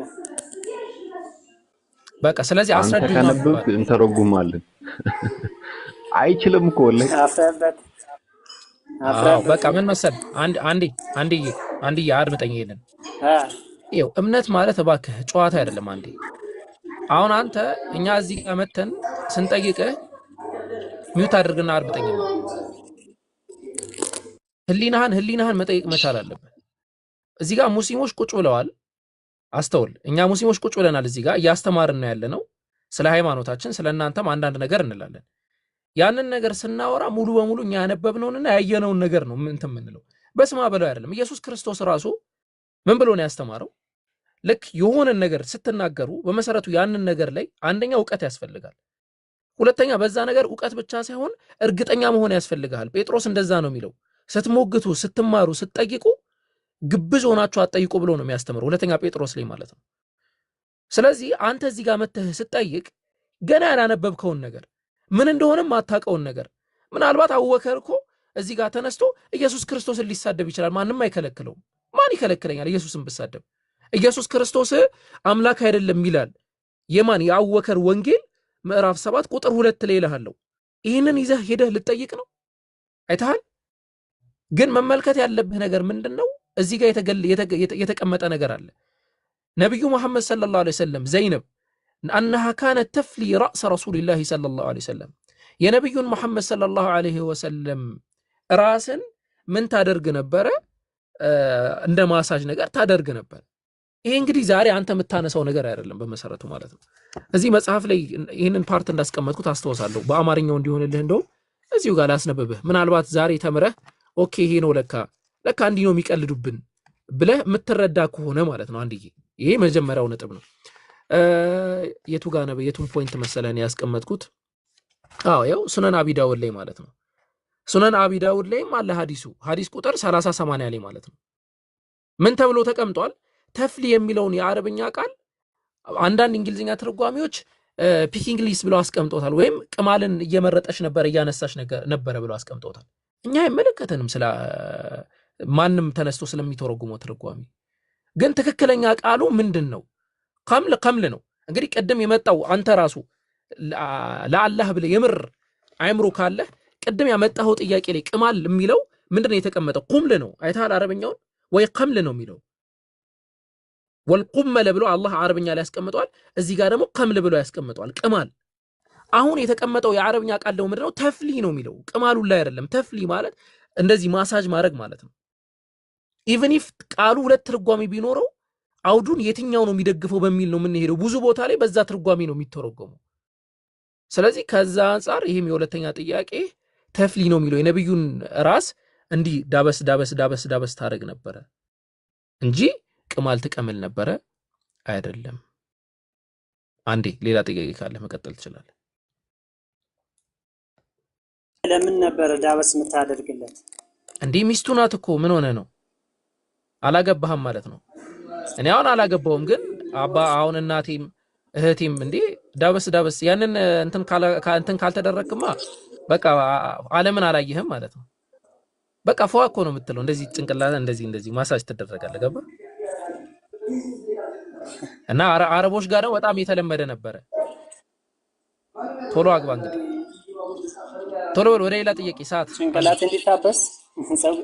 እሺ እንትን መሐመድ ከመሐመድ በፊት እስልምና ነበር? ነበር። ለምን መሰለህ? አሁን ለምሳሌ አባቱና እናቱ አላህን አያመልኩም ነበር ማለት ጣዖት አምላኪዎች ነበሩ። አክስቱም እንደዚህ ነው። እሱ ከየት አምጥቶት ነው እስልምናን ያመነው? ለምሳሌ የእናቱን ወይም የአባቱን መርህ ነው የሚከተለው። ለምሳሌ መሐመድና አባቱ አላህን ሳያመን ቁርአንን ሳያመን እናቱ ቁርአንን ሳታመን እንዴት እሱ ቁርአንን አመነ? በሱ ካልተጀመረ። ኦኬ ጥሩ። ይሄን ጥያቄ በጥያቄ ከማስረዳቴ በፊት ይኸው ስታወራኛ ጋር ማለት ነው አንዴ ነብዩ መሐመድ የሚለውን ተጠቀማለህ ብለን አናምንም፣ ግን የሙስሊሞች ነብይ እያልክ ተጠቀም። እሺ አንዴ በዚህ እንስማማለን። ችግር የለም። ያንን ጥያቄው ነው እኮ። ኦኬ አሁን ወደ ጥያቄው ስንሄድ አንተ ባመጣው ሎጂክ እንሄድና ለምሳሌ አንድ አካል ስለ ነብዩ አባት እናት ምናምን እንመጣበታለን። ግን አንድ አካል ለምሳሌ አንድ አካል ለምሳሌ አባትና እናቱ ክርስቲያኖች ናቸው። ስለዚህ እሱ ግዴታ ክርስቲያን ነው መሆን ያለበት? ምክንያቱም በእነሱ ያየው በእነሱ የሰማው ነገር ነው ይሄን ነገር ሊያስቀጥል የሚችለው እንጂ አንድ ሰው አባቱ ክርስቲያን ሆኖ እሱ ሙስሊም ሊሆን አይችልም ማለት ነው። አይችልም። በምን ተአምር? ምናልባት ራሱን ሲያውቅ ለምሳሌ ራሱን የሆነ ነገር መለየት ሲችል ሃይማኖቱን ሊቀይር ይችላል እንጂ በምን ተአምር ሌላ ሃይማኖት ሊሆን አይችልም። ስለዚህ ምን ማወቅ አለበት መሰለኝ? እኛ ደግሞ እንዴት እንደምንረዳው ምን እንደምን ላስረዳው። ነብዩ መሐመድ ሰለላሁ ዐለይሂ ወሰለም አባትና እናቶቻቸው በነብዩ መሐመድ ሰለላሁ ዐለይሂ ወሰለም እሳቸው በነበሩበት የኢስላም ጎዳና ላይ ነበሩ ብለን አናምንም። ኢጅማዕ ሰለፍ ያ ሙሉ በሙሉ ያንን እናስቀምጣለን። ነገር ግን ነብዩ መሐመድ ሰለላሁ ዐለይሂ ወሰለም ሲወለዱ ጀምሮ ሙስሊም ነበሩ። በምን ማስረጃ? አንደኛ በእስልምና አስተምህሮ ነቢያቶች ሙሉ በሙሉ በእስልምና ሃይማኖት ላይ ነው የሚያርጉት ማለት ነው። በመወለድ ደረጃ አላህ ፊጥራ ብሎ የሚያስቀምጠው ነገር አለ። በወልደት ደረጃ ሁሉም ሰው ሙስሊም ነው ብለን ነው የምናስቀምጠው። ምን አይነት ሙስሊም ነው ብለን ነው የምናስቀምጠው? አንድ አምላክ አለ። ያ አንድ አምላክ የሁሉም ፈጣሪ ነው፣ የማይወልድ ነው፣ የማይወለድ ነው የሚል አስተሳሰብ ሁሉም ታቅፎ ነው የሚቀመጠው ማለት ነው። ይሄንን ዘመናዊ የሳይኮሎጂ ምሁራኖች እንዲሁም ደግሞ የስነ አእምሮ ተመራማሪዎች አረጋግጠውታል። የሰው ልጅ በአእምሮ ኤዲኤች ተብሎ የሚጠራ ማቴሪያል አለው ብለው ነው የሚያስቀምጡት ማለት ነው። ኤዲኤች የሚባል ቺፕስ አለ ብለው ያስቀምጣሉ። ቺፕስ ማለት የሚበላው ቺፕስ አይደለም። አንዴ ምግብ ላይ እንትን ነህ መሰለኝ የሚበላው ቺፕስ አይደለም። ቺፕስ ብሎ ማለት ምንድነው? ለሆነ ስፔሲፊክ ዓላማ የሆነ ነገር ወደዛ የሚያደርግ ወይም ወደሆነ ነገር የሚመራ ማለት ነው። ስለዚህ ኤዲኤች ማለት ምን ማለት ነው?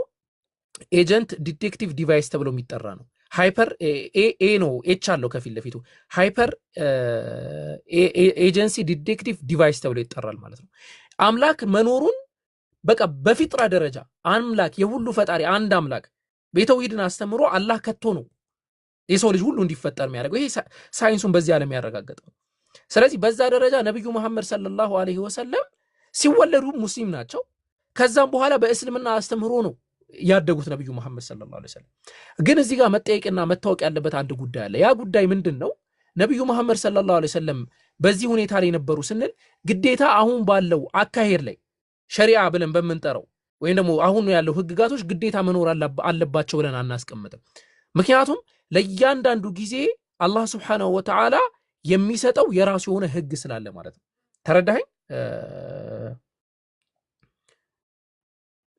ተረዳኸኝ አንዴ ፖይንቴን? አዎ። ስለዚህ ከዛ አንፃር አላህ Subhanahu Wa Ta'ala ነብዩ መሐመድ ሰለላሁ ዐለይሂ ወሰለምን ከወለታቸው ጀምሮ በእስልምና ሃይማኖት ላይ ለመሆናቸው ኢቭን ኢየሱስ ክርስቶስ በራሱ ለነብዩ መሐመድ ሰለላሁ ዐለይሂ ወሰለም ወረሱለን ያቲ ሚን ባዕድ እስሙሁ አህመድ ብሏል። መልእክተኛ አለ ከኔ በኋላ ስሙ አህመድ ተብሎ የሚጠራ መልእክተኛ አለ ብሎ ያበሰረለት ነው። እንዲሁም ነብዩ ኢብራሂም ዱዓ ያደረጉለት ነው። አላህ ወይ ከኔ በኋላ ነብዩን እንደዚህ ላክልኝ ብለው ያደረጉለት አካል ነው ማለት ነው። ስለዚህ ያ አካል በምንም ተአምር በሌላ ሃይማኖት ላይ ሆኖ ሊወለድም በሌላ ሃይማኖት ላይ ሆኖ ሊያድግም አይችልም። ስለዚህ ነብዩ መሐመድ ሰለላሁ ዐለይሂ ወሰለም በእስልምና ሃይማኖት ላይ ነበሩ፣ ይሰግዱም ነበረ፣ ይጾሙም ነበር፣ የመሳሰለውን ነገር ያደርጉ ነበረ ነው።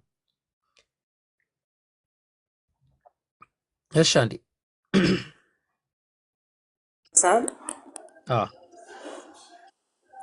ኦኬ በደንብ ግን አላብራራህልኝ ማለት በደንብ አልተዋጠልኝ እኮ። ያልተዋጠልህን ፓርት ንገረኝና ደግሞ ማንኪያ ቀይሬ አጎርሳለሁ። ያልተዋጠልህን ፓርት ንገረኝ።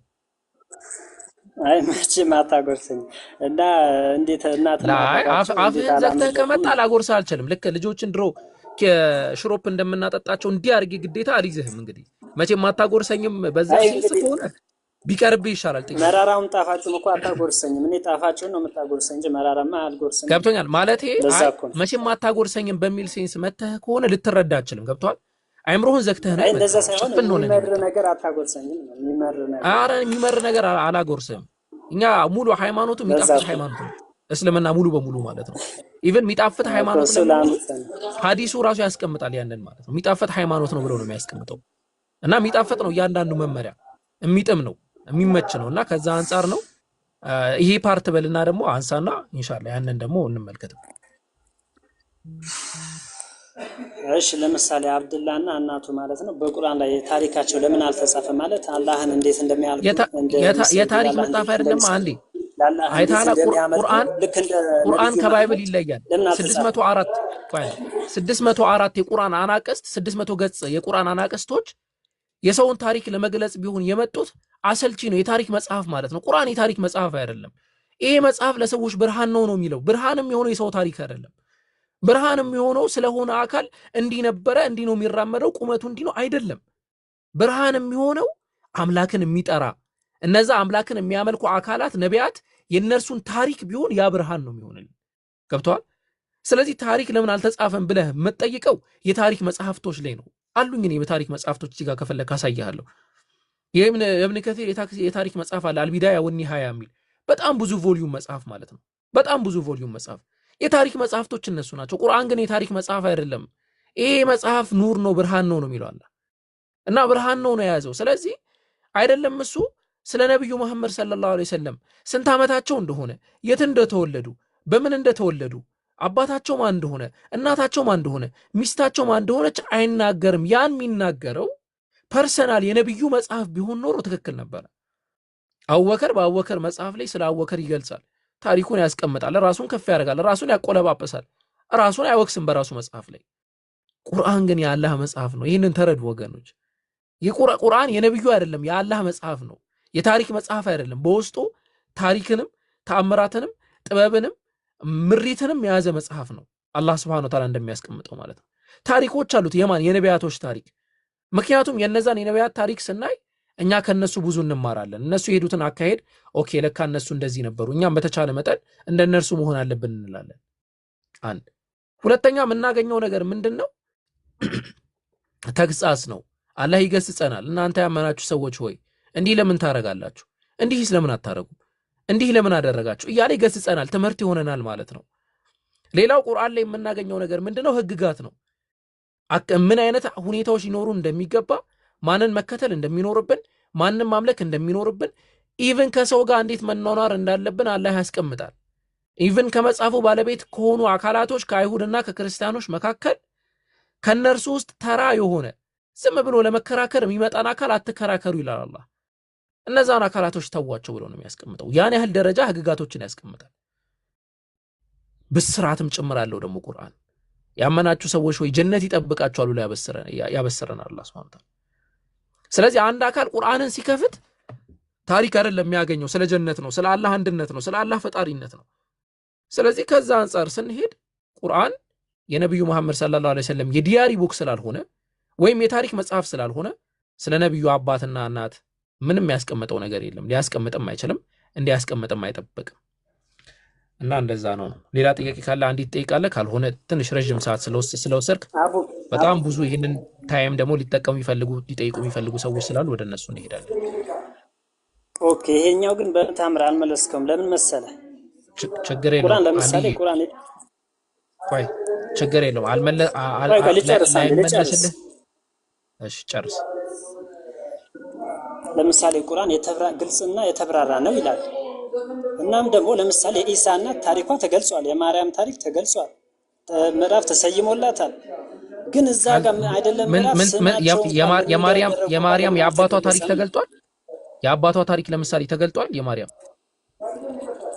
የአባቷ ሳይሆን የኢሳ እናት ለምሳሌ በዛ ሂደት የነብዩ አባትና እናት አልተገለጸም አይደለማ። የኢየሱስ ታሪክ አይደለም ብለኸኝ ግዴታ መጻፍ አለበት።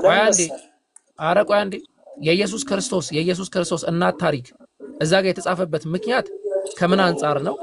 በድንግልና ስለወለደችና ብዙዎች ያንን አካል ኦርቶዶክሳውያን አምላክ ስለሚያደርጓት እንዲሁም ደግሞ ማርያማዊዎች ብለን የምንጠራቸው እነሱም አምላክ አድርገው ስለሚያነሷት አላህ የሷ ነገር መነሳት ግዴታ ስላለበት ነው። እና በድንግልና አልወለደችም ከዝሙት ነው የወለደችው የሚሉ አይሁዶች ስላሉ አላህ ያንን አጠራላት። አምላክ አይላት የአምላክ እናት እንጂ አምላክ ነች አላልንም እኛ። ለምን አምላክ ነች ትላለህ? የአምላክ መስዋዕትን ላንቺ ሰዋለሁ ትላለህ። እግዚእት ትላታለህ። እግዚእት ማለት አምላክ ማለት ነው። እግዚአብሔር ብለን እንደምትጠራ እግዚእት ነህ ብለህ ትጠራታለህ ማርያም። እግዚእት ነህ ማርያም ትላት ይላል። ብቻውን ሳይሆን እግዚአብሔር አይደለም፣ እግዚእት ነህ ማርያም ትላለህ። ጌታችን እናት ነው እንላታለን። ስለዚህ አሁን ምን መሰለህ? ምክንያቱም አምላክ ከሷ አሁን መታወቅ ያለበት ነገር ምን መሰለህ? አሁን ለምሳሌ የእንዝራ ስብሃት ላይ ለአንቺ አምልኮት መስዋዕትን እሰዋለሁ ይላል አባ ጊዮርጊስ ዘጋስጫ፣ ትልቁ የእናንተ ምሁሮ ኢትዮጵያ ኦርቶዶክስ ቤተክርስቲያን ማለት ነው ይላል አይልም? አንዴ በመጽሐፍ ቅዱስ አይልም አይደለም? መጽሐፍ ቅዱስ ነው እንዴ? ኦርቶዶክሶች መጽሐፍ ቅዱስ ነው ተቀበል ሶላ ስክሪፕቸራ ናቸው ኦርቶዶክሶች። ዋና ከሱ ነው ከመጽሐፍ። አይ ዋና አይደለም፣ ከዛ ውጪ የምትቀበሉት የለም አሉ በቃ። ስለዚህ እዛ ላይ ያንን ታስቀምጣለህ። ኢቭን ኢፍ ተአምረ ማርያም ላይ ለሰዎች ጥሩና ክፉን ደጉን የምትሰጥ እሷ እንደሆነች ለእሷ ለስዕሏ ኢቭን መሰገድ እንደሚገባ ያስቀምጣል ተአምረ ማርያም። አልተሳሳትኩም አይደል? ስግደትም አምልኮ ስግደት ይለያያል እንደምታውቀው፣ አምልኮና የጸጋ አይደለም። ስለዛ አላልኩም። ለሰዎች ጥሩና ክፉና ደጉን መካፍለው ማርያም ናት ብለው ነው የሚያስቀምጠው። ላሳይ ከፍቼ ማለት ለምን እንትን ትላለህ? አይ ተው፣ የምታሳይ ነገር የለም። አረ ለምን ይተዋል? ሌላው ሰው የሆነ ይበቃል። ይኸው በጎ አገልግሎት ለሚያገለግሏት ዋጋውን ትሰጣቸዋለች። እሷ መድኃኒታችሁ ናት። አይታል መድኃኒት ናት። መድኃኒት ማለት እናንተ እንግዲህ መድኃኒታችን ኢየሱስ ብቻ ነው ትላላችሁ። ማርያም መድኃኒት ናት እና ሳትጠራጠር በፍጹም ልቦናችሁ እመኑባት ይላል። በማርያም ማመን ይጠበቅባችኋል እናንተ ራሱ ማለት ነው። ለዛ ነው አምላክ የምታረጉት ያልኩ። አንዴና አውርዱት ይበቃዋል። ሰላም። አንዴ ሌላ ጊዜ ደግሞ ሌሎችን ጥያቄዎች ደግሞ በዚህ በተረጋጋ መንፈስ እንቀጥላቸዋለን። እሺ ሌላ ጥያቄ ያለው ሰው ካለ? ሰላም አለይኩም ወራህመቱላሂ ወበረካቱ። ሀናን እንዴት ነሽ? ከስንት ጊዜ በኋላ ሀናን እናዩት። عليكم السلام. دينك. አልহামዱሊላህ ሰላም ነው። أهلا الحمد لله. አልহামዱሊላህ አልহামዱሊላህ لا تشوف. አልሐናን እንዴት ነሽ? ሰላም አለይኩም። እንኳን ደህና መጣሽ። عليكم السلام. دينا. ጎረመሱ እኮ አንቺ ባልነበርሽበት ጊዜ ሸጄ ጎረመሱ ሐናን አንተ ደግሞ አሞኛል ብዬ ነገር እንዴት ሆንክ እንኳን አላልከኝም። ባክቱ ታላ እኛ ኮኔክሽናችን ከአላህ ጋር ነው። ዱዓ ነው የምናደርግላችሁ። ምን ያደርጋል? እንዴት ነው ምናምን እንደዛ ያላችሁ አታሉን። እንግዲህ ራስታችሁ ከርማችሁ ዚያራውን እንዘይራለን፣ ግን ዋናው እንደዛ ነው። አይ ዋናው ዱዓ ነው እኮ። ዋናው ዱዓ ነው። ጀዛከላህ ኸይር። ያውቃል ለጫወታው ነው። እሺ አሁን ማለት ነው ሙቀት እንዳታስገቡ ሙስሊሞች ብቻ በቃ። طيب السلام عليكم وبركاته يا جماعة الخير. وعليكم السلام ورحمة الله وبركاته يا مستقيم، كيف حالك؟ شيخ اندين دانج. الحمد لله، كيفك أنت؟ بخير الله يسلمك. سلام ناجي. الحمد لله الحمد لله كله تمام الحمد لله الحمد لله. طيب مقارنة لديانا كجمر كوني هون عند 3 ሳምንቴን ነው እና መስአላው ደግሞ መስአላው ትንሽ ከኔ ጋር ክራሽ የተፈጠረችብኝ አረብኛ ላይ ስመጣና በአማርኛ ጋር ሳመሳሰለው በጣም ወላሂ አንዳንድ ቃላቶች እንዳም እዚህ ጋር ኡስታዝ ወሂድን እንተን ሀሱን የጠየቁኝ የተደበርኩበት ሄዳለሁኝ። ግን አሁን ሰፋ ያለ መስአላ ሳነሳ ቡኪ قال الرب لربي የሚል አያ ማኑ ነስ አለ መጽሐፍ መዝሙረ ዳዊት ጌታ ለጌታዬ نعم عربوች ላይ የያዙት አረብ ወይም በአረብኛ ስን የያዙት ምንድነው? قال الرب لربي في مخططاتهم እንተና የተባለበት ሁለት ጌታ እንዳለ ነው፣ ሁለት ፈጣሪ እንዳለ ነው፣ ወይም ሁለት ኢላህ እንዳለ ነው ያስቀመጡት። تمام ያ ስለዚህ አሁን ምንድነው ተፍሲሮቹን ላይ ስገባ ሁለት መስመሮች ነው መጣልኝ። አንደኛ ቦታ ላይ ምን ይላል? አይ بمعنى انه هناك اله كان يخوض ما اله ብሎ አቅኑ ወይም ባቅኑ እንደዛ ነው ሰው። እዚህ ጋር ደግሞ በአማርኛ ስንመጣ ጌታ ለጌታ ወይም ሁለቱም ጌታዎች ሊሆን አይችልም፣ ሁለት እግዚአብሔር ሊሆን አይችልም። ሰው እንደ አጀንዳ አረቦች ያዙት ደግሞ ሁለት ፈጣሪ በመሆኑ ነው። በተለይ የዳዊት ሌላ ቦታም ሌላ አንቀጽ ተጠቅሶ ነበር። እሱ ችግር የለውም። አሁን እኔ እሽካሊያ የሆነብኝ ምንድነው የአረዳድ ደረጃ ነው ሁለት ፈጣሪ ማለት የሚቻልበት ወይስ የሲድና ረብ ለፍዙ ከመጣ ሁለት ረብ ለፍዙ ከመጣ አረብኛ በራሱን የቻለ እንትን አለ። ሁለት ረብ አንድ ከሊማ ላይ መምጣት አይችልም። ግዴታ ወይ ሲድ ይገባበታል ወይ ኻድም ሊሆን ይችላል። እና ይሄ ነው ሐቢቢ ተረተኛ ሐሳብ ይሆን? ትክክለኛ ጥያቄ ነው። መሰረቱ ምን መሰለ? ልክ የኛ ሀገር የአማርኛ ትርጓሜ ላይ የትርጓሜ ስተት እንደሚያመጡ በተመሳሳይ ደረጃ የአረብኛው ላይ ቃለ ረቡ ሊረቢ ብለውታል። አይባልም በምንም ተአምር። ረቡ ሊረቢ ሊሆን አይችልም በምንም ተአምር። ባይብል ላይ የአረብኛ ባይብል ላይ ረብ የሚለው ቃል ረብ፣ ኢላህ፣ ሰይድ የሚሉ 3 ቃላቶች አሉ። አስተውሉ። ረብ የሚለውን ቃል ለምንድን ነው የሚጠቀመው? አልቲሜት ለሆነው ለአንዱ አምላክ ይጠቀመዋል፣ ለኤሎሂም ይጠቀመዋል። ረብ ብለን ማለት ነው። ረብ የሚለው የአረብኛ ቃል። ጌታ ለሚለው ደግሞ ለሌሎች ቃላቶች ደግሞ ሰይድ የሚለውን ቃል ለምሳሌ ይቀበሏል። ለምሳሌ ባል ኤፌሶን ላይ ባል ለሚስቱ ጌታ ነው ይላል። አማርኛ ጌታ ነው፣ ሌላ ቋንቋ የለንም። አረብኛው ግን ሰይድ የሚለውን ይጠቀማል።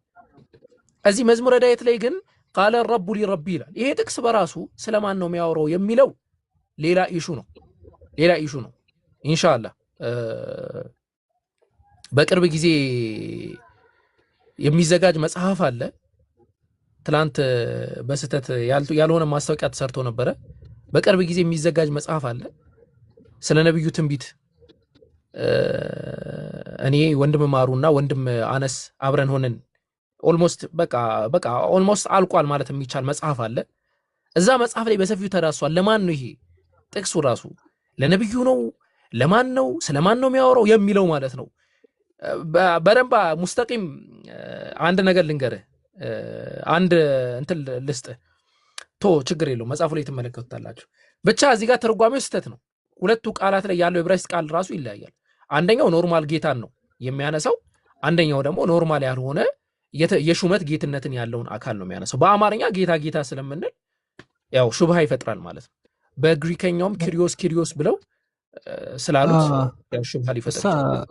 አቡኪ ሀቢቢ ቴሌግራም ላይ አክሰስ አለክ? አሁን መክፈት ይችላል። የላኩልኝ አይታል አንድ ከዚህ ለሌሎች ደግመህ ጻፍልኝና ልክልሃል።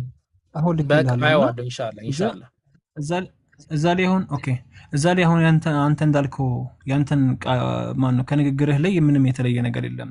በዛ ላይ ከተራኒም እስራኤልያት ላይ አምጥቶ ትንሽ አሁን እኔ ገጭ የፈጠረብኝ ምንድነው ቃል ረቢ ያለበት ቦታ ላይ ያው ኢንሻአላህ ወደፊት የምንሄድበት ነበረ።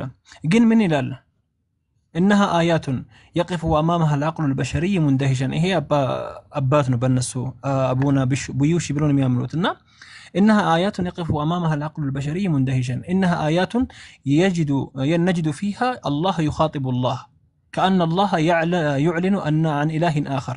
وهنا يقف الإنسان في حيرة كيف يكون هذا بلوك تكسبها لا من تمال الجمرة يا إبراهيم انطرتو يا داود انطرتو انت انطرتو I think هي متالل وي مشوجانو وي يمين ነገር መሸወጃነው መተስጠይቃቸው ግን ያብራሩልሃል ማለት ነው። አሁን ምን ይላሉ እዚህ ጋር ኢየሱስ ክርስቶስ ነው ይሏቸውና ኢየሱስ አምላክ ተብሎ ጌታ ተብሎ ተጠርቷል ብሎ ይሸውዳቸዋል። ሁለት ጌታ ነው ደግሞ ካልካይ ጌትነቱ እኮ ምናምን ብለው ደግሞ ሊያብራሩ ማለት ነው። ልክ ይሄ ሰውዬ እንዳብራራ እኛም በመሰረቱ እዚህ ጋር ሰይድ የሚለው ቃል እንጂ ረብ የሚለው ቃል መግባት አልነበረበትም ባዮች ነን። ትክክለኛውም ደግሞ የኛ ሙግት ነው። طيب የመጨረሻ የሳቋን ኡስታዝ ወሒድን ስቁብኝ ነበርና እሱ አይመለከተኝ ብሎ ነበር። ግን በአማርኛ እንደዛ ነው የምረዱት ወይ ሳቅ ያለች በቦታ የምን ሳቅ ሳቁት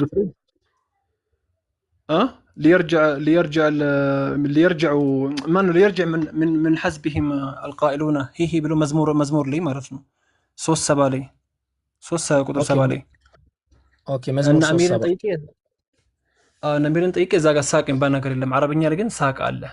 የሚገርምህ ነገር ማለት ነው መዝሙር 3:7 ነው።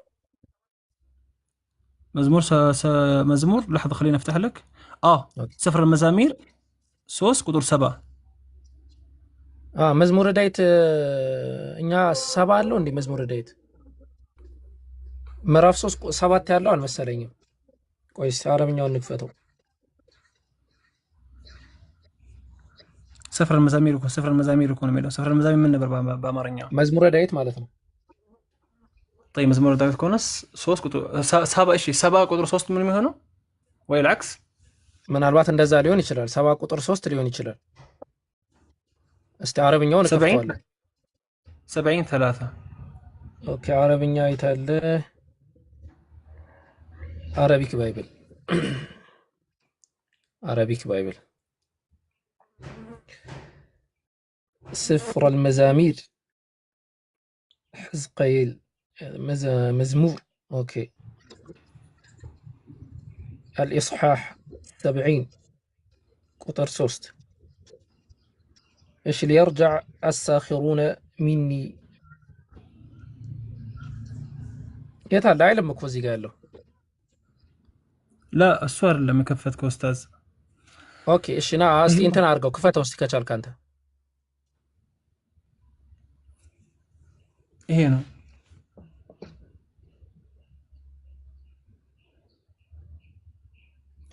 እኮ ይሄ ነው ግን የተረጓሚ እንትን ነው። አሁን ይሃሃ የሚለው የተረጓሚ ሁኔታ ነው። ይሄ ራሱ ነው 73 ነው። ليرجع الساخرون مني ምናምን የሚለው የቁርአን አንቀጽ ማለት ነው። እዚህ ጋር የባይብል አንቀጽ ማለት ነው። እዚህ ጋር ደግሞ ምንድነው የሚለው ليرجع من اجل خزيهم القائلون من اجل خزيهم القائلون ይላል። ያው ኖርማሉ ቃል ላይ ግን እነዛ እንኳን የሚሉኝ አካላቶች አፍረው ወዲያ ወደ ኋላ ይመለሱ ነው ትርጓሜ ማለት ነው። ከዛ አንፃር ነው ሃሃ የሚለው ያው የትርጓሜ አይነት ነው። ያው አምባ ተከላሊ እንዲያስቀምጠውታል። ይሄኛው ባይብል ላይ ደግሞ ይሄ አይገኝም ማለት ነው። ራሱ ጥቅስ طيب እንዴ እንትን ይሄ ሳቅ ነው በነገራችን ላይ ይሄ የምሰጠውን ሳቅታም በጣም ብዙ ትርጓሜ አለ። ያው ብዙ ትርጓሜዎች አሉ እንደ እንትናቸው ነው የሚተረጓጉሙት። ለዛ ነው አማርኛ ላይ በምንድን ነው የሚወስዱት ወይም በምንድን ነው የምትወስዱት?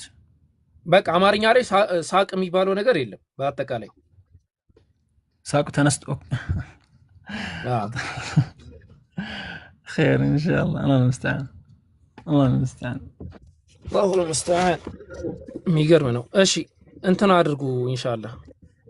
ወላሂ ደከመኝ በጣምና መውጣትም አለብኝ ገና ስንት ሰዓት ቆየ እዲ 1 ሰዓት ከ34 ነው የቆየሁት ዛሬ ኡስታዝ እንትና ሰሞኑን እንትን ጀምረን ነበረ መሳተፍ የሚፈልገው ከሆነ ኡስታዝ ፍቅር መየሰር ቀላሉ ትንሽ ዋፍቅ አንዳንድ ሰዎች ላይ እንትን የሚሆን ከሆነ እንትን ከአስር በኋላ ጀምሬ ነበርና ለአራት ቀን ተከታታይ ከዛም በኋላ ጥያቄና መልስ በራሱ ቦት ላይ ቴሌግራም ላይ ይቀመጥላችኋል በዱዓ እንዳይረሱን የሚል ነገር መሳተፍ የሚፈልገው ከሆነ አልፍቅር መየሰር ይመስለኛል ቀላል ያለ ኪታብ ነው ቢያስባሉ አይከብዳቸውም ለተማሪዎች አስፈላጊም ነው